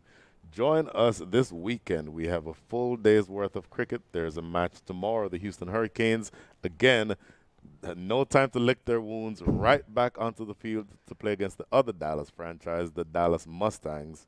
And then later on in the evening, it will be the Lone Star Athletics against the Dallas Xforia Giants, if memory serves correctly. Anyway, join us at 12:30 and 7:30 p.m. Central Time tomorrow for both of those games. For now, signing off from the absolutely lovely, albeit wet, Grand Prairie Cricket Stadium. Good night and good luck.